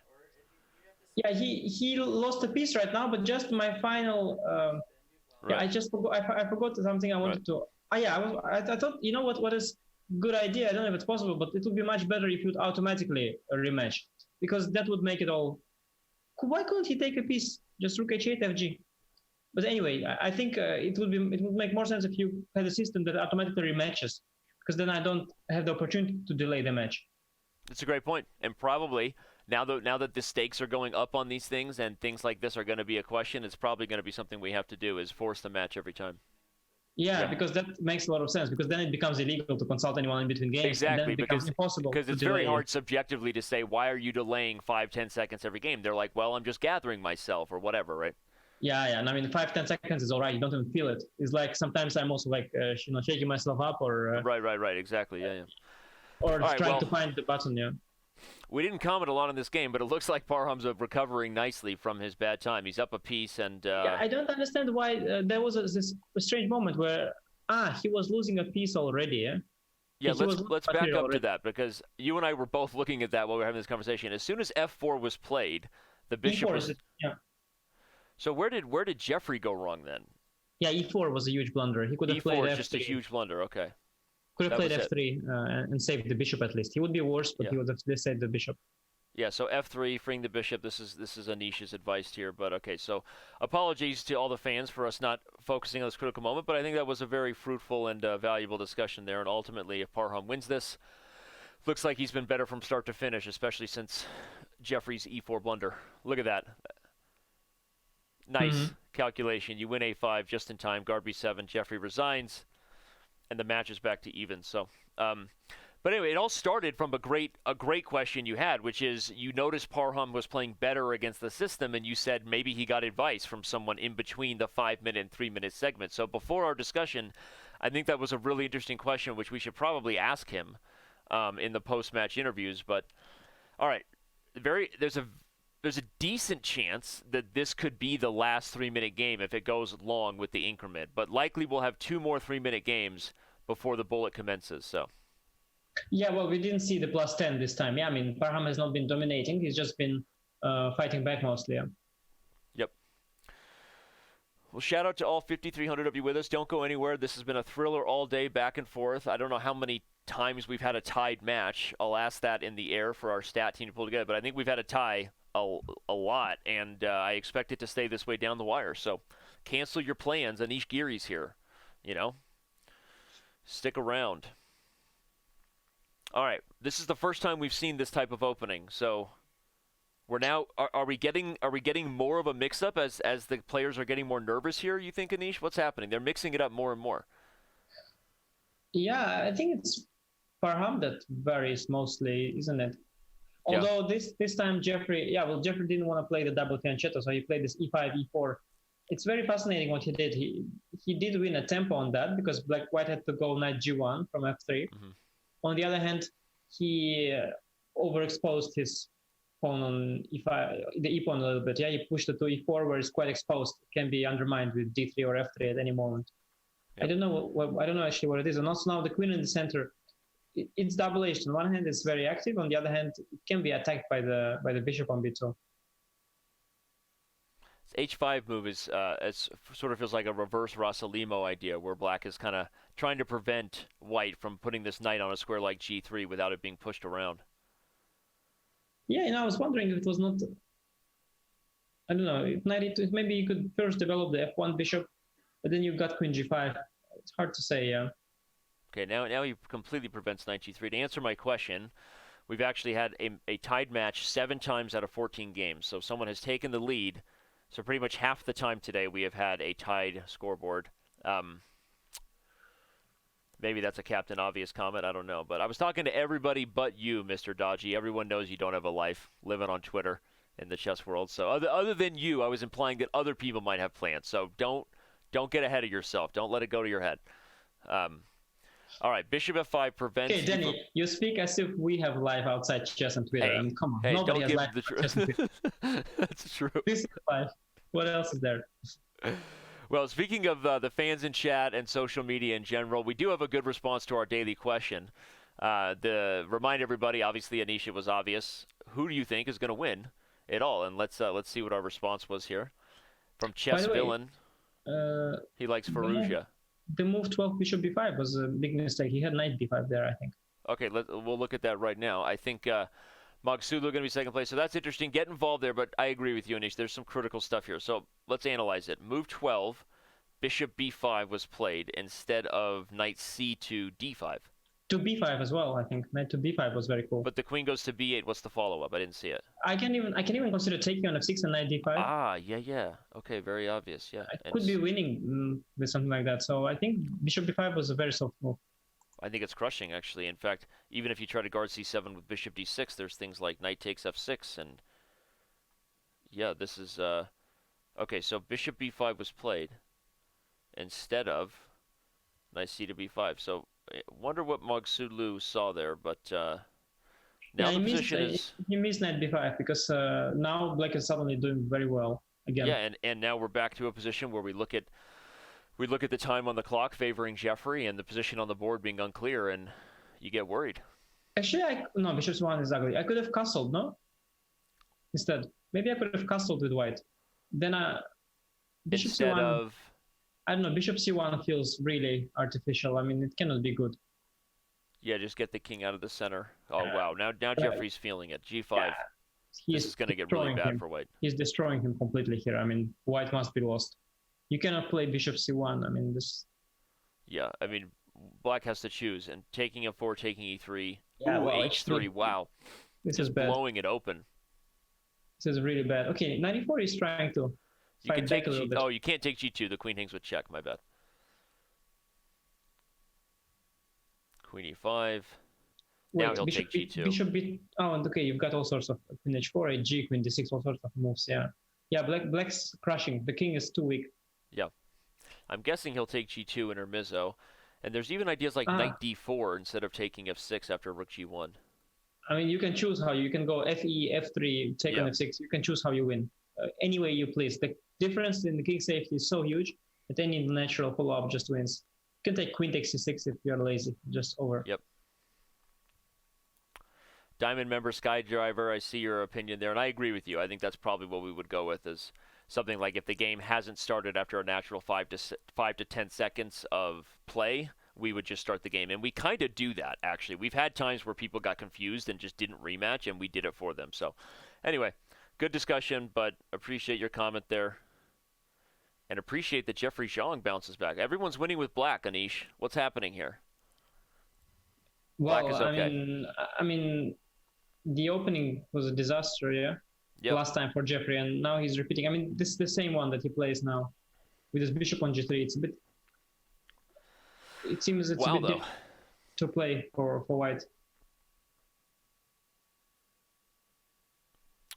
Okay, well, again, there's been a lot going on. Remind everybody you can still get involved in the daily question. We quickly shouted that out, but we're going to be heading into bullet here very soon, so it's really going to be a tight one. Only a 1-game lead right now. Probably, I'm going to say for sure, this is going to be the last 3-minute game. I don't expect someone to blunder in the next 4 minutes, but okay. I've been wrong before, like twice. I've been wrong like twice in my life, Anish, twice. Yeah, so, really? Yeah. Mm-hmm. Big deal. Anyway, so unless I'm wrong for the third time, we will be heading to bullet after this. So don't go anywhere, and let's see if Parham can tie this thing up before we head to the fastest segment. You know what I was wondering? On move 4, if I play e4. Okay, let me go back there. Move 4. There is some funny theory here. I'm just trying to remember how it goes. I'm trying to remember. Yeah. This is my favorite stuff. Is it rook h7 or king f7? I think it's king f7 is ef. Yeah, just winning. I think it's rook h7 probably. Okay, just to highlight for all of our levels of chess understanding, the point is white is threatening checkmate. And so, if you play, you're saying it's king f7 to avoid that? No. King f7 is, there was a joke because ef so is just... You can get away with knight f6, can't you? Knight 6, e5? And... Oh, and then e6, ef, queen f6. Maybe that's the thing. e6, ef, queen f6, and the bishop is trapped. Yeah. Something like this. I'm also wondering if I can play d6 and try to stay piece up, like a move 4. A move 4, just play e6 and just win the bishop. d6, yeah, and I don't know. Just fun little questions. The problem is if queen h5, king e7, there's bishop takes g5, so... No, I mean d6, yeah, to go to d6. d6. Ah, okay. But then there's again bishop takes g5. Yeah, you're right. No, probably it's just knight f6. It's just knight f6. And rook h7 is too speculative, yeah? It just seems so silly to put the rook on f7. But rook h7 actually makes sense because you don't have the bishop takes g5 anymore. Ah, maybe you're right. Maybe actually this is the easiest, and then the bishop is trapped. Who knew? And these are some kind of fun, but these are fun positions, yeah? I don't know. All right, well, there you go. Either way, that didn't happen, and instead, e3 was played, and because that's much more timid. Live position, we've got some double-edged chess going on. But wait, more pieces being lost. Pinning and winning, as Anish said one time. I'm pretty sure he invented that phrase, winning and pinning. Oh, look what happened. His queen got trapped in the middle of, like after knight f4, his queen is trapped. Queen f8, knight g6. That was a problem. Oh my gosh. Okay, which move number was that? Knight 17. Knight f4. Yeah, if queen f8, which is normal, then suddenly knight g6, you got no moves anymore. Wow. That's like a chess 960 trap, right? Yeah, no, it's remarkable. Yeah. Where the that's why he's winning. And Jeffrey just wins super quick. That was what a disjointed effort. We're going to stay on the analysis board as they continue to roll on because again, this game just was crazy enough that it deserves a little more love from us. So Jeffrey wins and now has a 2-game lead. And guess who was wrong for the third time in his life? Me. The game ended before the 3 minutes started. Knight f4 was a brilliant move by Jeffrey, everybody. Look at this. It was a discovered attack on the queen. And if the queen moved to f8, knight g6 was a Fischer random chess 960 worthy trappage of the queen in an awkward fashion. And then instead, Parham had to play knight e4, but then white just wins material with knight d5 and the piece falls. Okay, sorry, I just had to give a summary there, but that was fascinating. No, it was beautiful. It was beautiful. It's the first time probably that somebody has a 2-point lead, right? Yeah, this is the first time in the match. Not only in this match, but ever for either player in JCC. For neither of them have ever been down more than a point in any of them. Oh wow! So this is the first time in this match that someone's had a 2-point lead, but neither of them had ever trailed previously. So that for Parham Maghsoodloo to be trailing by 2 points is the first time he's ever trailed by 2 points. That means Jeffrey to this point has still never trailed by 2 points in any match. So crazy stuff. This is. And again, I feel like I jinxed it by saying that it would definitely be the last game. So I jinxed it. As always, yeah. Yeah, as always. Story of my life. Oh, man. Black, by the way, just managed to defend his pawns. It looked like he was going to lose one of them, but he just defended it somehow. Good stats there from Andrew Tang, bringing us that first time either player has ever trailed by 2 points. Thank you, Andrew Tang, the man behind Smarter Chess. All right. So Parham is in a must-win situation, so to speak, given that you've really, not must-win, but you really don't want to go down into bullet more than 2 games. 3 games would be devastating. So this is officially the last 3-minute game. If you're wondering, the timer is now up. Obviously, you can see it on your screen. I like his. I don't love it, but I like his position. He's got 2 active bishops. E4 pawn is a little bit weak, so I think he's got chances to come back in this game. I think it's maybe Queen G4 is interesting. Love to play it. Knight C3 also good. Okay, very, very aggressive bishop on E5, but no real way for Black to target it. That bishop D5 wins material here. Oh, bishop D5, the rook is just trapped. Yes. Yeah, bishop D5 wins an exchange. Okay, F3, F3, D3 also very strong, or F3. I'm not sure you wanted to win the exchange. Maybe you want to win more. Yeah. Bishop F3 D5, was the rook better. would have been trapped. Oh, he's got this way, and notice everyone, the bishop, if it moves, E6 is under fire. So Parham is just fully coordinating the pieces now. He's going to take on D3 with the rook. Good stuff. Yeah, I think he's gonna come back in this game, and we're gonna have still a very close match because 1 point lead is not a big deal coming into bullet.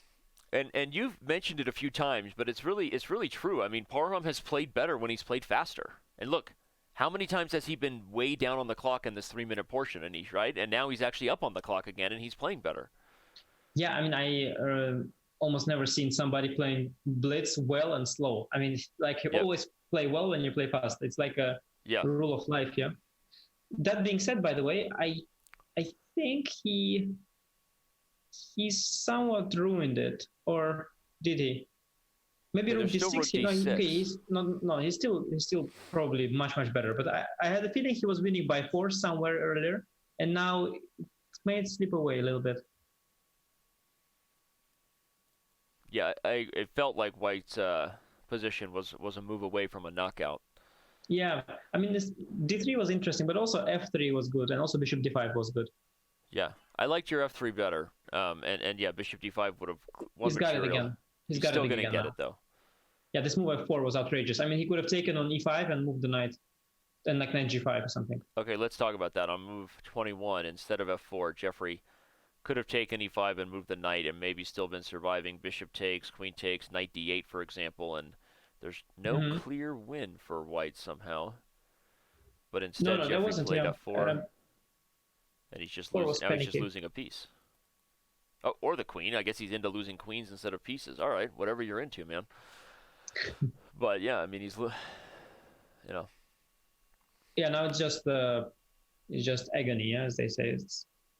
All right, well, it shouldn't shock everybody that we are headed into bullet with a very, very small lead for any of these players. And as you see, it's updated right before your eyes. We have a 5-4 score after the 3-1 portion for Jeffery Xiong. He takes a 1-game lead into bullet, but I think it's anybody's match. Everyone agrees that this is going to come down to the wire. So everyone also agrees that you should do nothing but sit there unless you need a refill of some kind. If you need some Pocky, if you need some popcorn, some drink, you can do that. Otherwise, I'm watching you. Don't go anywhere. We'll be right back.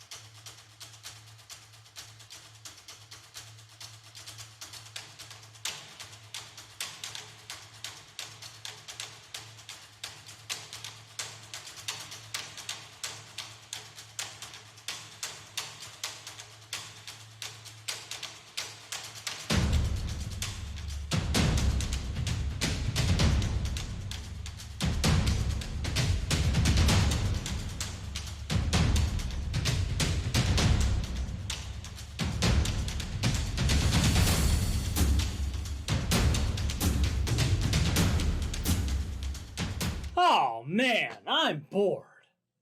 Pro Chess League regular season is over. It's hot outside. What am I gonna do? I'll tell you what he's going to do.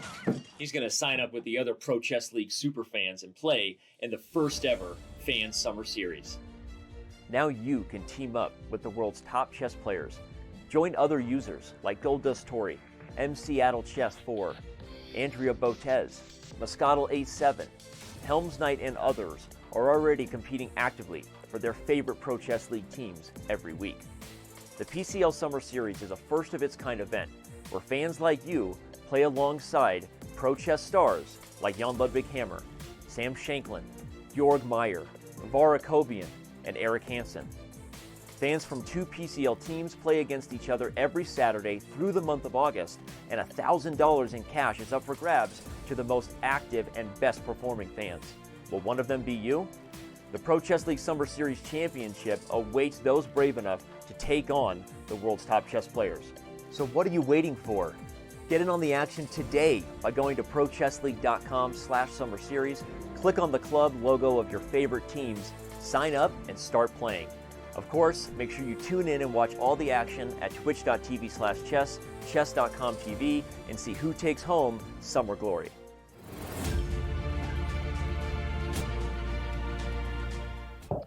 First, I want to confirm for everybody that no interns were hurt during the making of that movie. I pushed him hard, but the fake glass break and the cat screaming, that was audio added by our producer. Just so you know, Anish. I know you're like, Danny, did you just push that poor intern out of a window? You know? But I didn't actually. Now, are you going to be playing for a Pro Chess League team this year? We know that the Chess Bros have recruited you, but the timing hasn't always worked out. What are the chances Anish Giri gets in the 2020 Pro Chess League? Yeah, well, I'm not like, in principle, I'm happy to play whatever it is. But it was tough, I think, because probably the Bras are in the American some kind of division, yeah? And I guess you are, obviously, when it's an American division, the time is also for the Americans, yeah? And it ended up somehow always to be a nighttime here whenever I could have played. So I played only one event where I could play during the day. It was a lot of fun, so. That should be a shout out to any European managers who maybe could recruit you away from the Chess Bros. Love the Chess Bros, but it also is hard to play for them too. So I hear you. Chess Bros, we just need to put them in the Central. That would get you on the team. So anyway, well, the hype is real. The energy is real. Just move Canada to Europe and it's all fine. That would be totally. Everyone would be into Canada going to Europe, right? I mean, no problem. The matches is going to be wild here down the stretch. If you're just getting here, somehow, some way. You've made a mistake, but you can back up and watch it. This has been a thriller. We have a 1-game lead for the American heading into the final portion. It's going to be 30 minutes of crazy hype bullet. This is when the gloves come off, things get real, the bleep hits the fan, as they say, and Anish gets crazy, gets wild. So I'm pumped. Let us know who you're rooting for in chat. Give us your emotes. I don't make many calls to it, so come on, play nice. Moscatel 87, the celebrity in the Pro Chess League Summer Series. Get your emotes out. Who you rooting for? Let us know as the first bullet game begins. So here we go, Anish. D4, let's do it. More bad Dutches. Yeah, last time it ended well for Jeffery again, so let's see. It's good that we analyze why that whole E4 thing doesn't work, because now that we've seen it again, we don't have to talk about it. Yeah, no, I don't know why we had to talk about it in the first place, but yeah. All right. Okay, now... I got a bit carried away, sorry. If you missed the game that we just analyzed before this, Jeffrey won in a brilliant fashion with a really funny queen trappage in the middle of the board. We're not going to get that same position here, but still looks good for white. What do you think? Because now he took f takes e4, yeah, and not allowing ef anymore, which was the culprit last time. So it's a different pawn structure. Yeah. Yeah, Maghsoodloo trades. I see. Yeah.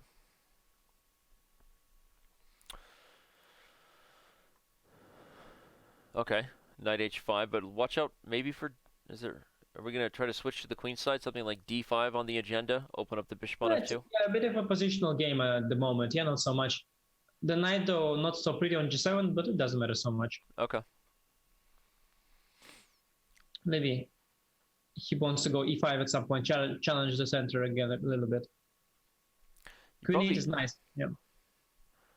Switch to maybe play king b1, some bullet prophylaxis, rook he1. No, he Continues to stare down the bishop. Maybe wants to draw after queen e7. The queen g6 is a small improvement there. Okay. Well, who's going to be the better of these two in bullet? We've had different opinions. Right now, Jeffrey's got a 1-game lead, but I'm excited to see who handles these time scrambles better. Yeah, looking at the clock now, I'm going with Jeffrey. I think Parham is a bit slow. Yeah. Okay, well, both sides rated right around the same, 2,900 in bullet, roughly. We'll estimate. Yeah, just as I said that he was slow, Jeffrey caught up with him, yeah? So. Yeah. That's right. Some of you are asking when the next semifinal is. It'll be Wei Yi versus Alireza Firouzja coming up next week, so get ready for that. Yeah, White had to make sure he doesn't get his bishop trapped after c4. Okay, this is looking better for Jeffrey again on the clock. Here comes the d-file. Here comes queen d6. Okay, this is a huge moment. I mean, this is already our first bullet game, and if he gets it back to a 2-game lead, that could be a bad sign for Parham. Yeah, it looks bad for Parham. Yeah, the time is really critical here. Knight to b5, very nice. Knight was nice, yeah, the protect d6. That's actually black is okay now. He's got very strong knight on e5. Yep. White got a very stupid one on c3, so I think black's doing very well now in the position, but the time is still a bit worrying. Yeah? Okay, knight c4, queen goes back. Now the queen's in. Watch out for a5. Okay, so he chases the lady away. Yeah, okay. I think knight was all right on c7. Knight d6 was possible here. I was expecting White to play b3 and just take away this knight c4, but he doesn't do it. Yeah, now it's just moving around. It's in a cool position. It's all about the time here, I think. But look at Parham. Back up on the clock. So the... Black is just slightly better here. The knight on c3 is very awkward. This is what makes it difficult for him to move. Right. No squares. A5 was an opportunity. Okay. The transition, definitely better for Black. E4 is weak. Maybe not enough to win. E4 is kind of semi-falling, yeah? Yeah. It's not falling just yet. No, it doesn't fall just yet because you got e5 under attack. Yeah, and if we trade, it's just a big trade. So instead, he submits to e5 defense with the knight on f7. This is probably going to end in a draw as much as we want blood to start. You can get mated with Black if you really try hard. Like here, you're almost mated. Yeah, the knight on b5. No, but no, it's not. Knight e2 check was a blunder. Now the king comes out to f5. We had some crazy game in the Pro Chess League this year where something like that happened. The king made it. I saw. I saw some kind of a screenshot of that. Was some sort of clip that we shared. Yeah, but all right, this looks like Parham. I mean, okay, we were just saying this is a huge game if Parham goes down. That's what we thought was going to happen. He was down the clock, but are we about to have a tied match? Look at the time. Parham playing well. He needs a pass pawn though. You got to find a way to. He's got one, no? Wait. Jeffrey tricks him. Wait, he blunders some pawn. He blunders the pawn back. He still has chances. One pawn is still lost for White. Okay, that was... Knight d4 check. So close. Knight d4 check, and if you trade, C2 wins. No. Knight d... No, it doesn't. No, but it wins maybe, but slowly. It is win. The king is going to be forced away by the knight with check. King to b2. If king b2, there was knight d3, I guess. There wasn't... Okay. I don't think there is a straightforward win, but it might be somehow winning. Knight b3. Now all he has to do is chase the knight away. How can he do it? Yeah, but that's not easy at all. No, not easy at all. Okay. That's it. It's gone. It's a draw. I said all he has to do, like making a feature request to a developer. It's just all easy. he has to do is just remove that annoying knight. But not so easy. Yeah. All you got to do is remove the knight. No problem. Game over. Yeah. Oh, did he lose on time? Oh my gosh. He's going to lose on time. He's going to lose on the position. No, knight f6 he's got still. Okay, Parham just needs to take the draw, but Jeffrey doesn't want it anymore. Oh my gosh, that was crazy. Okay, what is he doing? What are they doing? I don't know. They're just playing tickle. All right, finally. Don't scare me like that. That was a draw. Man. Okay, well, Jeffrey holds off. He keeps the 1-game lead. You know what's amazing about Bullet is that was our first Bullet game, and it took 6.5 minutes off the clock. Amazing, yeah? right? Can last really long. Yeah, because of the increment, obviously. Yeah. Yeah, these segments are super unpredictable as far as how many games you'll get. Wow. Okay. Well, we see the dancing heads on the graph. Predictions are nutty.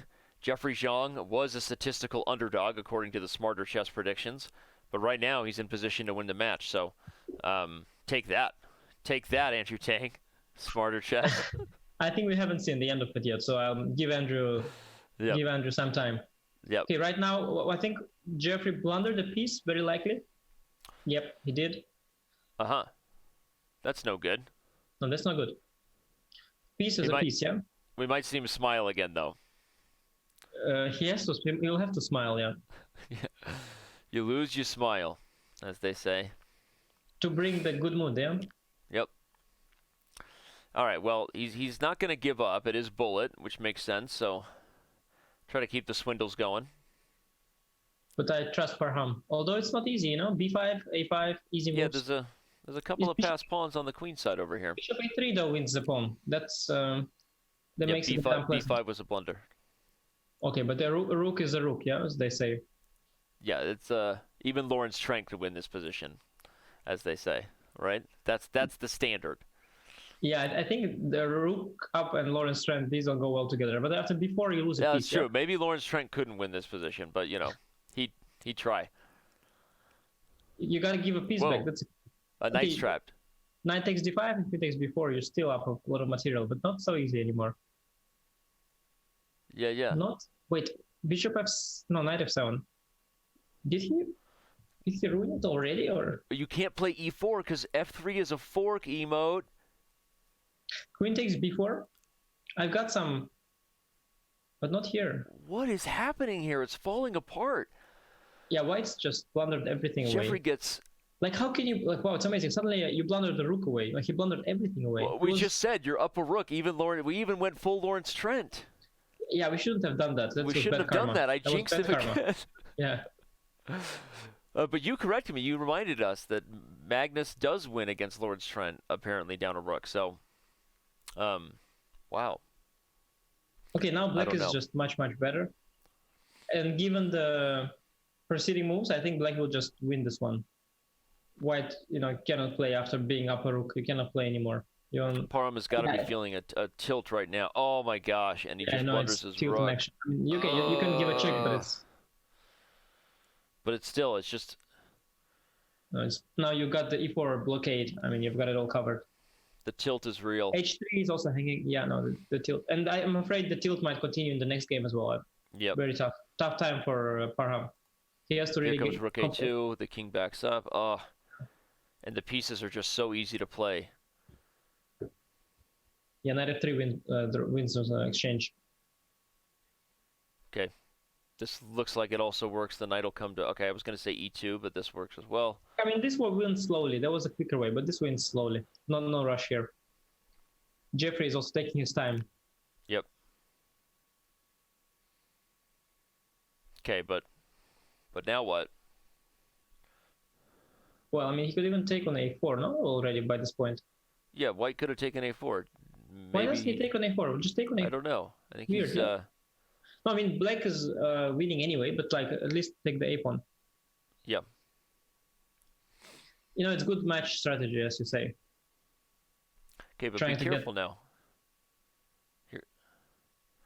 Okay, Jeffrey calculated that very well with limited time. He figured out that there was an easy way to keep all the pieces, and now there's a mating net with rook e2, and Bob's your uncle on e1.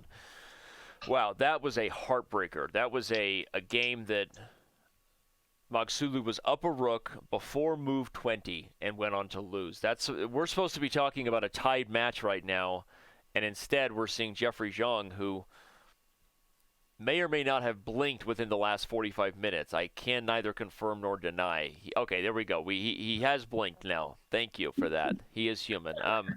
But wow. It's a very questionable remark there, but okay. He's a stone-cold killer. And like I said, Maghsoodloo's gone full Fabiano. He's leaning in so far. We got the forehead in the fro. But when you don't win position rook up, you don't care anymore about your camera and all this nonsense. Of course, yeah. And it's That's a heartbreaker right there. He has to compose himself and play a good game now, and then he might be back. But I don't like how he's handling it. Yeah, no, it's getting in that territory where it's kind of win or go home, but just from a psychological perspective. If you go down 3 games, even if mathematically it's possible, it's probably not psychologically possible. Yeah, he's also not playing on the side where he should be playing. Yeah, and now White is going to get medieval up in these dark squares, right? Thanks, Marcellus Wallace. So if you survive the attack, in the long run, maybe you've got some G2 pawn, potential there in the endgame with knight G6, knight H4. Yeah, you've got this crazy either rook H2 or, as Anish would say, put a knight on H4. Yeah. These knights, you have to get there eventually. Yeah. I will never doubt you again. If you tell me a knight's going to land on a square, I will say, yes, sir. Okay, I predicted this game, white will checkmate black. Yeah. In the coming 7 moves, yeah. Oh, wow. That's bold. Okay. You counting? I don't think so. Okay. But seven like we moves said, was exaggeration. like we said, I've been wrong 3 times before in my life, so B4 is coming, and that's gonna hurt. Here it is. If you've been wrong 3 times in your life, I've probably never been wrong in my life. So. All right, Queen H6. Don't go knight D6 because endgame is not what you want. Because there will be rook H1, knight H4 in the end. Just go rook H. Rook H1 is bishop B6 even. Knight D6 is attack of the win a pawn, everybody. If you don't speak Super GM, I'll translate Anish Giri. But as Anish was saying, this is not a good endgame because in the end, black will get targets. So you want checkmate here. There is some bishop takes B6 resource in the position, but not after king B7. Okay, but Maghsoodloo's holding here. I mean, he's down on the clock, but still, this is... Oh, and he finds bishop takes B6. There you go. And that was the tactic you called for. Parham frustrated. That's a tough one right there. But that's what happens when you put your rook on a loose square. You got to be aware of that combination there. He should have taken on a5 with the pawn. That wouldn't have happened. And it's all over. Falling apart at the seams right now. Jeffery proving Andrew Tang a prophet, pulling away in bullet, and brushing his shoulder off in the process. Suddenly, I guess I look silly. I said I would be shocked if this one doesn't come down to a single game victory, but as you said, sometimes things can run away fast, right? Yeah, I told you that such things, as we've seen, this is one of the scenarios that sometimes suddenly one guy dominates the bullet because of some sort of circumstance and some wind in the back, and then just over. I don't know. Jeffery doing his best at Karu Nakamura impersonation here. No, I think the point is that you don't castle that way, no? With black. Because he castled into there. Like I think Hikaru's point is that he keeps the king in the center and then castles you play like king f8. You just sit tight. Yeah. But he's anyway got a position. Yep. I like white, of course, but he's got a position. I mean, h4, maybe h4, it's up. Okay, for now, b3, rook a1. Possible. He keeps the idea of b4 open. A4 under pressure. All right. Well, now I'm going to officially say we're in the winner-go-home territory right now. Parham down 3 games, 14 minutes left. But white is doing very well, yeah? Sorry. Yeah. Yeah, and it could go well. He's got this king on h7. A little awkward for Jeffery here. I mean, white is doing extremely well here. I love h4. Yeah, h4. The knight, maybe the other knight somewhere. I don't know, maybe f3 or e4. Yeah. Knight f3, he'll probably play knight king d4. G8, maybe? King G8? No, okay. Black survives. Escaping. Black survives. Watch out for rook g4, though. Yeah. The immediate kill is not there, so then, okay, black is surviving. I think the worst is behind, but he's still not having the time of his life, of course.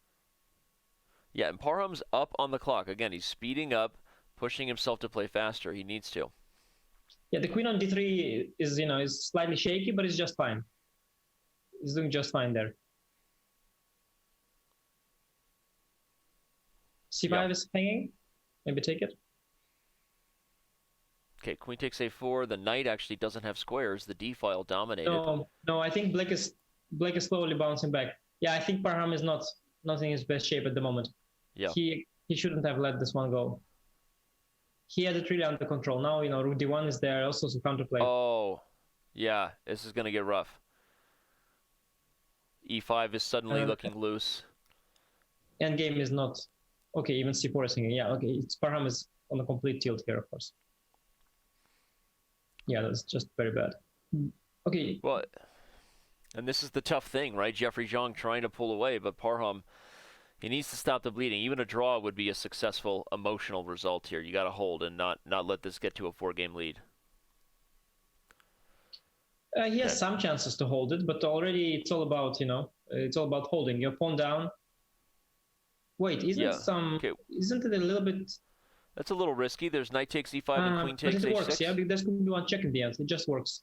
Queen b1 picks up the knight. Dirty dog. You would calculate that fast. Classic Anish. Yeah, this is... So the point is, if takes, white has no queen takes h6 because of queen b1 picking up the pony.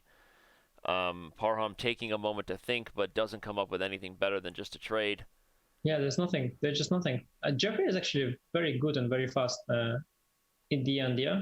Also, the previous game, how he clinched it, it was very powerful. Yeah, no. No, Hikaru said that. I mean, I believe I've seen Hikaru say a few times, Jeffery, an underrated, potentially elite bullet player at times, I think. So this is, I guess, not that shocking, but still, I think I'm mainly surprised that Parham's kind of beaten himself a couple times too. Right now he's down 4 games, so mathematically still possible, but really running away from the Iranian. It looks like we're about to know that we will have an American in the final here. It looks like, but not yet, but it's getting there. Jeffery Xiong is really flexing in the bullet. C takes d4 was very strong because it would have attacked the d5 knight, almost 8. Yeah, you should have done that. Yeah. Yeah, I think Parham is actually very emotional from what I see. I mean, he really doesn't enjoy his tilts. Jeffery is much more composed. I think that's right. That's coming to bite him now. Can he go DC and hope for a miracle? That's what I want. Yeah, a miracle here. It's possible. I mean, I don't know. Why not a miracle? Yeah, why not? As they say. Maybe b4, but after queen b4, you still gotta solve it. I don't know. Maybe queen c2, but b4 even knight b4 is really insane. But maybe. Yeah, that would have been crazy. But still, I mean, c2 check. But now I can take on g7 simply. Right. Oh, black is suddenly and he good. does it. Take on g6 even. Walk it out. 95. I've got king of 6. I got it all covered. Yeah, everything's covered, and he calculates it. 95 check, king of 6. Okay, this could be a nice turnaround. This could be a nice one. Okay, this could be the win you need. This is a crazy game, potentially, for Parham to convert on. So here we go.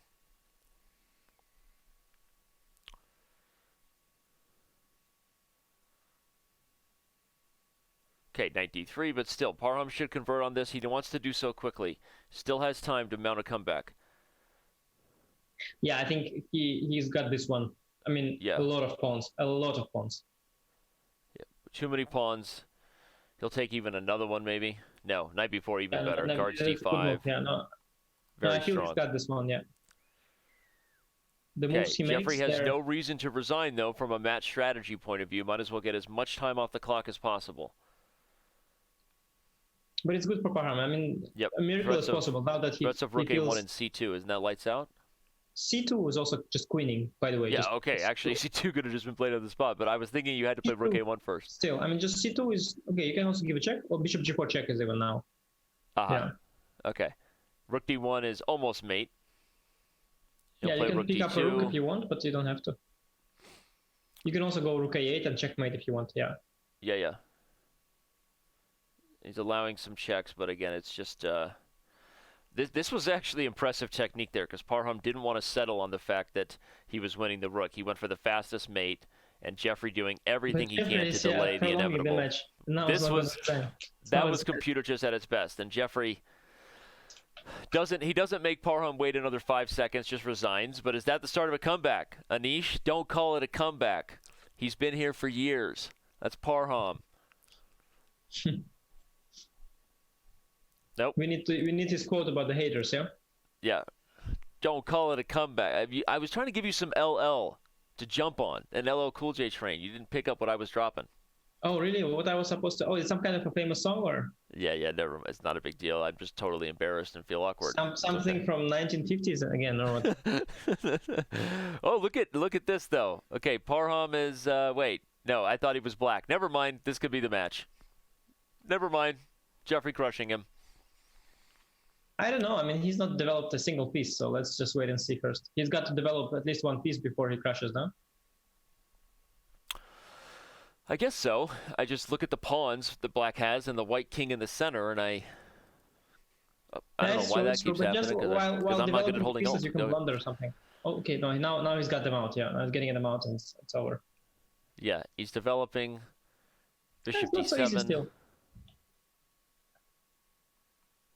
Right? Do we even care about the b7 pawn? I don't think so. Bishop d7. If rook b7, knight a5, maybe. Maybe, baby. No, maybe not.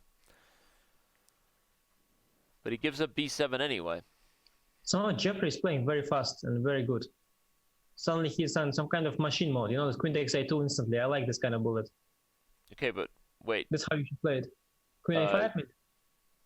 Queen a5 holds, but does it? There's rook h to b4.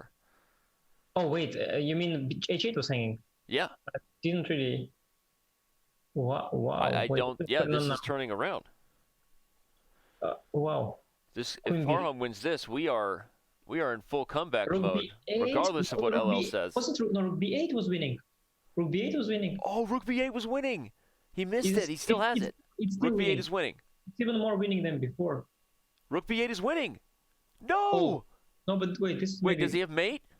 No, but this is not mate. No. It's not mate. No, I've got king e8. There's not even a check. You're just losing. Okay, this is insane.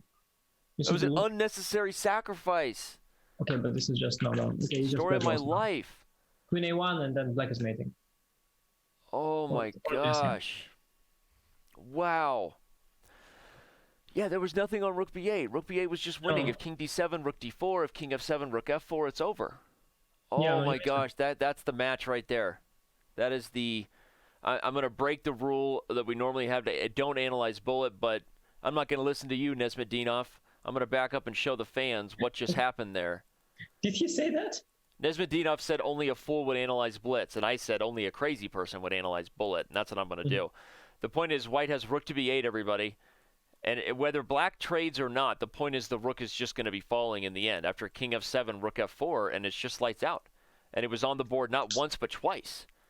A move earlier, rook b8 was just winning. And again, if the king tries to run this way, it doesn't matter. There's just going to be a mating net here. I mean, okay, I don't see the mate, but it's going to be mate. I mean, it's just going to be mate. Oh my Jeezer snaps, bro. Oh my Jeezer snaps. Dude, that was a chance for the match. Honestly, I feel like Parham just got defeated there. You can see it in his body language. You can see it in his face. He's got no time also. He's got also no time to come back, right? I mean, he needs like 4 points. Yeah, but okay, but if he now it's over. But I'm saying that was the moment. I mean, because if he wins that game, he's within 2. But I feel like he was already sort of emotionally defeated. Really heartbreaking. Yeah, well, he's been ruining lots of positions in the bullet. I mean, bullet has been not going his way from the beginning, and yeah, even when he gets a chance, he doesn't take it anymore. He's just devastated. Wow. For the record, you do get a pass on my LL Cool J reference. Mama Said Knock You Out came out 4 years before you were born, so I'll give it to you. But that's the only pop culture reference I'm giving you. Okay? You got to start picking up the others. Okay, fine. Start watching Seinfeld. I'll send you a list of other movies. Yeah. Actually, I've... some people tried to get me onto that, but no. What about... I watched Fawlty Towers, though, and I did like it. You watched what? Fawlty Towers. I think yeah? Fawlty Towers. Yeah, I did like it. Nice. And Yes Minister. I like the Yes Ministers. Okay, you watch Stranger Things? Stranger Things? No, but that's something modern, right?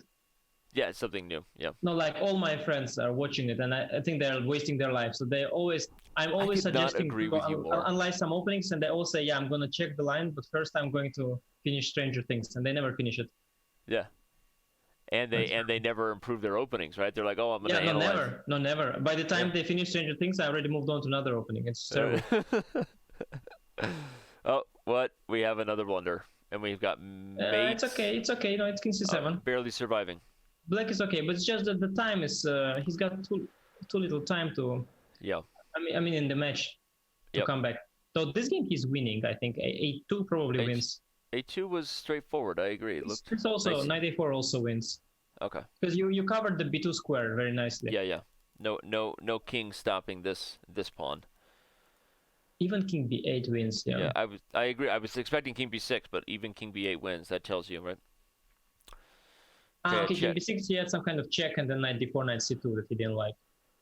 Jeffrey peering off into the dark room, making sure there's not like a creepy guy in his closet or anything. Sorry, Jeffrey doing what? He was looking off into the dark room. Okay. You know, creepy strangers, Stranger Things. Stranger Things, yes. Yeah. This is almost a draw. That would be insane. Almost a draw. Comes to C7. Yep, the king will run out to D7. Jeffrey lets himself lose on time, almost, and likely this will be our last game, and we will be officially crowning Jeffery Xiong as the champion of this match and a finalist in the first ever Junior Speed Chess Championship. So, if you're just joining us, thanks for being here. You're welcome. You're welcome, DK. I'll do everything I can to get Anish on top of pop culture. Don't worry. My main mission in life. But we had almost 6,000 of you. We still got 5,500. Thanks for being here. This has been a great show. Anish Giri has made his Chess.com commentary debut. How does it feel? Does it feel different having commentated now with Chess.com? I'm going to regret it, but I'm going to say it. Well, you make it feel different. You make it feel special. Thank you. You make it feel so different. You know what? Well, I'm so sorry I said it. That's the only compliment I ever needed. Thank you so much. Well, seriously though, you'll never live it back. It's on the internet. You can't take it back. That's I've been trying to do that with everything for years. Anyway, this has been a blast though. Seriously, thank you for doing this, man. And we're gonna have interviews with the players. So we have a minute left. We will get Anish Giri's questions for them. And I think we got to talk to, obviously we have to ask Parham how he felt. The tilt was real clearly. We'll ask him kind of when it happened. But curious on, what was the other opening questions? I feel like at the end of these shows, I can never remember the questions we talked about earlier. So yeah, I know. I think the one question we had was about the in between the sections, whether they had any, yeah. Whether they look at things, whether they make adjustments, get advice. That's a great question. And then we'll see where it goes. It's so difficult for me to do these interviews when I'm the one questioning, because somehow I can come up with an answer, but I cannot come up with a question. That's much harder. Right. It is. I honestly don't feel like I'm a very good interviewer. Just share my emotions with all 5,500 of you. I've never felt like I know what to ask. I do my best. So next time I'm interviewing you, and you're thinking that was a dumb question, Danny, like you can just say it, because I don't think I'm a very good interviewer. I just do my best. Okay. But I think it doesn't have to be said. No, when you ask some dumb question, everybody anyway knows it. There's no need to point it out.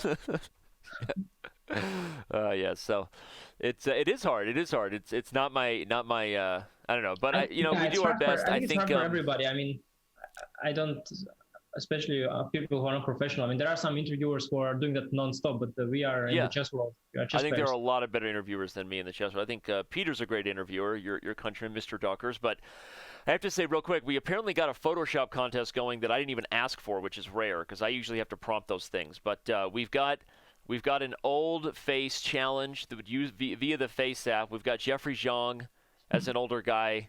I mean, I don't know if that was even doctored at all. He looks kind of similar. No, I'm kidding. And then you got Maghsoodloo, still rocking the haircut. So, my God, he looks good. He looks good. Like, if he looks that good as an old Iranian guy, that guy's a badass. No, Parham is really badass. You're looking at a preview 40 years from now, the Senior Chess Championship, brought to you by Chess.com, the Senior Speed Chess Championship. All right. Well, we have the final game ends in a way that shouldn't be that surprising to everybody. Jeffery Xiong holds on, takes a 4-game victory into the finals. We're going to take our last break of the day. Not a single one of you is going to go anywhere because I know it. And don't let chat be dull while we're gone either. Keep it going, keep it flowing. We'll return in just a few moments.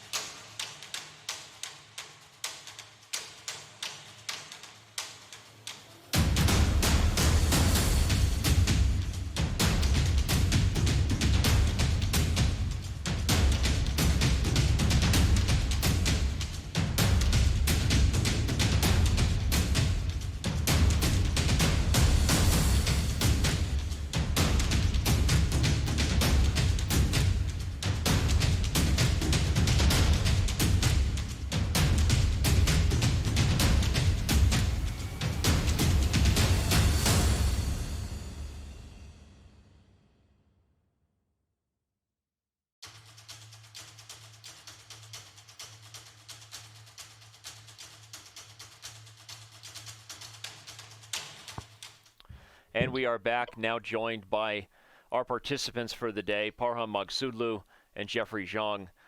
Guys, Anish Giri with me here. This was a pleasure to call this match. Back and forth all day. You guys had 9 ties in the match, and Parham, we'll start with you. I know the match didn't quite end the way you would have liked, obviously, but you know when it was tied there, 7-7, 8-8, before Jeffery pulled away. What do you feel happened there? What was the critical moment that made you feel like you went on a little bit of a tilt? It looked like your body language said you were kind of down on yourself a little bit toward the end. If you don't mind sharing with us, what was the critical game to you that felt like the match got away? I think on the game which I was a night up, and I lost my connection. Okay, after that game, I totally lost myself, and I think after that I couldn't play good chess anymore. And okay, it was very important because I lost that game, and it is 2 points different between win and lose. So yeah, after that game, I think I played very bad. Well, to be fair, you bounced back and won your next game, right? And so we were thinking the same, wondering how you would recover. But you won your very next game with the black pieces. So you just feel like it was just still psychologically hard to recover overall. This is very difficult. That in any moment you should think about your connection and right. how it works. Yeah, it right. is some very big pressure on me. So I played very well, and I think I was also very unlucky today. I missed many wins. Yeah. Got it. Well, Jeffery, you tried a lot. I want to start with a specific X's and O's question. You tried a lot of different things against Parham's King's Indian attack. Was that something that was by design coming in here? You started out with this sort of flexible knight system, and then you started going with a more traditional kind of big center approach. What were your thoughts in facing Parham's King's Indian attack, and did you do any preparation for that specifically? Yeah, I definitely prepared. I mean, it's a must. But I to be honest, I was never happy with any position that I got. Luckily, when the bullet rolled around, I could just play this G6 and get something kind of double-edged. But yeah, throughout the match, I wasn't happy with my positions with black. Got it. Anish, go ahead. I see you waiting. Yeah, I'm not very experienced, chess commentary. I was just wondering, maybe in general, because we learned a lot about you both as players. We know about your interests. We've read some quotes from your interviews. I was wondering, maybe you could tell your fans and followers what are your upcoming tournaments now, and where we can follow you and see, and what are your ambitions in general for the near future. Go ahead, Parham. We'll start with you. Where's your next tournament? Where can we follow you? I will play Bill Masters. Ah, the Beal Masters. Okay, very nice. Yes, and after that I will play Abu Dhabi Open. Got it. And Jeffrey? Yeah, I'm playing Beal Open, so slightly worse version, but we're both playing in the Beal. So you guys can play some over the board blitz there, maybe in the Skittles room, right? Get some cash games going. Just kidding. I'm not promoting that. You're only 15, Jeffrey. You can't do that. No.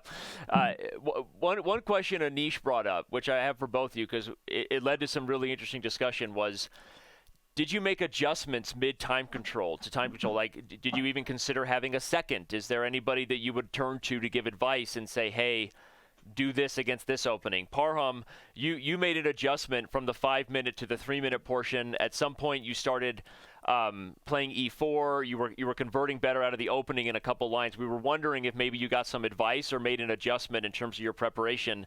And I'll come to you, Jeffrey, and ask the same thing. Is that something you did at any point in your matches? Nobody told me anything. I just I'm just playing everything and try to enjoy chess. Yeah, it was not so important to play. To prepare and play something. Okay, we are here to playing for fun, and other people will enjoy when we are playing on. With the mind of ourselves. And I was just planning to be creative and do some mess. And I was happy with my position. I think I got what I want after any theories, but today was not my day, I think. Yeah, also, I was not so happy to play semi-final on this day, but it was necessary to play today. And we do greatly appreciate you making it happen, Parham. And obviously, you'll be back next year regardless, for sure. So, Jeffrey, same question back to you. Did you make any adjustments mid-time control, mid-segment? Is that something you've considered as a match strategy? Obviously, it would be legal, because Anish and I talked about it. There's no reason why you can't get advice from a coach or a second or a friend in between time controls, right? As long as it's not in between games or mid-game. So, is that something you've ever done or considered? No, I actually haven't tried this approach. I think when I was playing MVL last year in our match, there was one opening that I wanted to check. So between the break, I checked it. But this year, I haven't done it. So maybe that's why it's gone well. Got it.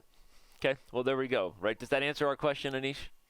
Yeah, I had one more question, just a short one, actually, now. I was wondering whether the boys think there's a big difference between the online blitz and over-the-board blitz when it comes to skills. What do you think, Parham? I think blitz over the board is more interesting. Also shows the strength of the players much more, because when you play online, this is, I think, only about mouse speed. And for example, Hikaru is very fast, and anybody lose against him in Chess.com. But on the board, I think this is very different story. And I think here's about mouse speed. Okay, interesting. Jeffrey, what do you think? Yeah, I agree. It's completely different. Yeah. Very plain and simple. Is there? I always wonder, Anish, and this is kind of a question for you. Is there a bit of anticipation over the board? You can actually physically see the piece they're about to move, right? It's almost like, obviously, you can pre-move online, but there's some anticipation over the board that also changes things too. So. It's entirely different. Actually, I think online you can make the moves a lot faster. So when you have 3 seconds online, you're also calmer. Whereas when you have 3 seconds over the board, for some reason you think you're dying already. So there are many small differences. And I think the differences are not that huge. I mean, Parham mentioned Hikaru. I think Hikaru is still a tremendous blitz player over the board as well. But of course, he's got more experience online and he's more fine-tuned for the mouse and so on. So I think as well there is some difference. But still, you see Firouzja, for example, also a tremendous blitz player over the board. And you see, I think, mostly it translates to the over-the-board play as well, your online skills. But of course, some differences are there for sure, yeah.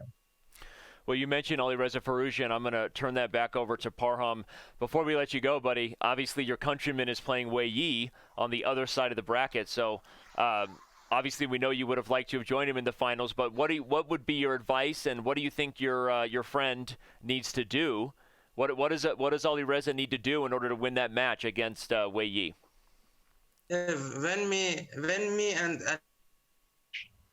Alireza reached semi-final, everybody in Iran told me that okay, we will see you and Alireza on the final. But I just told Alireza that I think Jeffery and Wei will play final. And I think I was just kidding, but I hope Alireza will win Wei, and he can. I think he can because he's much better online player than Wei, and also I think Wei don't have any special things against Alireza. I think in any part of the games, Alireza is better. Okay. Well, Jeffery, you're going to be meeting one of those two in the final, so I'm going to ask you the same question as the last one before we let you go. Who do you think is going to win that match? I also see Alireza as the favorite because he's just a much better bullet player, and it's difficult. I mean, Wei probably needs quite a big lead heading into that portion to be considered a favorite. But on the other hand, I think the important thing is the experience factor, the maturity factor. So how Alireza handles the match psychologically will probably decide the outcome. Great answer there. Maybe one day you two will be doing the commentary job instead of me and Anish. You guys were both great. And again, Parham, really, really do appreciate your participation. Of course, congratulations again on a great year. We will see you in the next Junior Speed Chess Championship match for sure. And best of luck in Biel. Jeffery, best of luck in the finals. We'll see you at some point within the next couple weeks. We don't know exactly what that date will be, but congratulations. And I'm going to say goodbye to both you guys. Thank you again. Thank you guys. Goodbye. All right. Well, as they leave us, Anish, it's just me and you now, and we've got Jeffery Xiong moving on to the championship. And I would ask you the same thing. You kind of maybe see it the same way. Alireza is the favorite based on his bullet skills, but you won't be with me for that semifinal. So, what's your prediction of that match?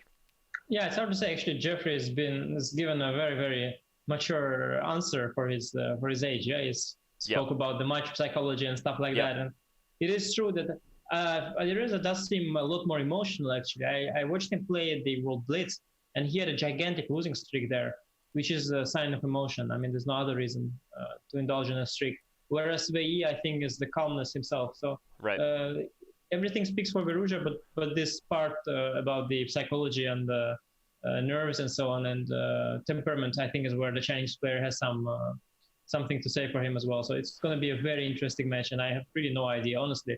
It's really, the speed versus the calmness and the youth versus experience a little bit, because of course Wei is young, but he's got way more experience at the high level and the nerve-wracking situation. So let's see. I'm really excited, and I'll be watching you. Even if not from commentary, I'll be watching you. So mind what you're saying. Well, you've been awesome, man. I mean, this has been a real treat. I know I speak for the entire Twitch community and our Chess.com community in saying that this is greatly appreciate you came here. Hopefully not the last time, and not too long even before we can have you again, either for an event or the secret goal I have of trying to get you to stream more chess. But that's a whole nother. I'm not going to put you on the spot. Don't worry. I love you too much right now because you've just been so awesome. So beautiful. Thank you. Yeah, I'm looking forward also to participate in the Speed Chess Championship myself. Sure. Yeah, and that's right. You're going to be playing in the Speed Chess Championship next, and you gave some great thoughts there on these guys. We'll see who joins you. I don't think you'll be paired with them, but we'll see who joins you in the field of 16. So, again, Anish, thank you so much. This has been awesome. We hope everybody enjoyed it. Thanks to all of our mods, our team there, the whole staff that makes these shows work. Our stats guys working super hard too behind the scenes. And Anish, I'm gonna let you go there. The evening is waiting for you. It was a lot of fun. Thanks. And see you next time, man. Good luck in the SEC too. Thank you. Bye.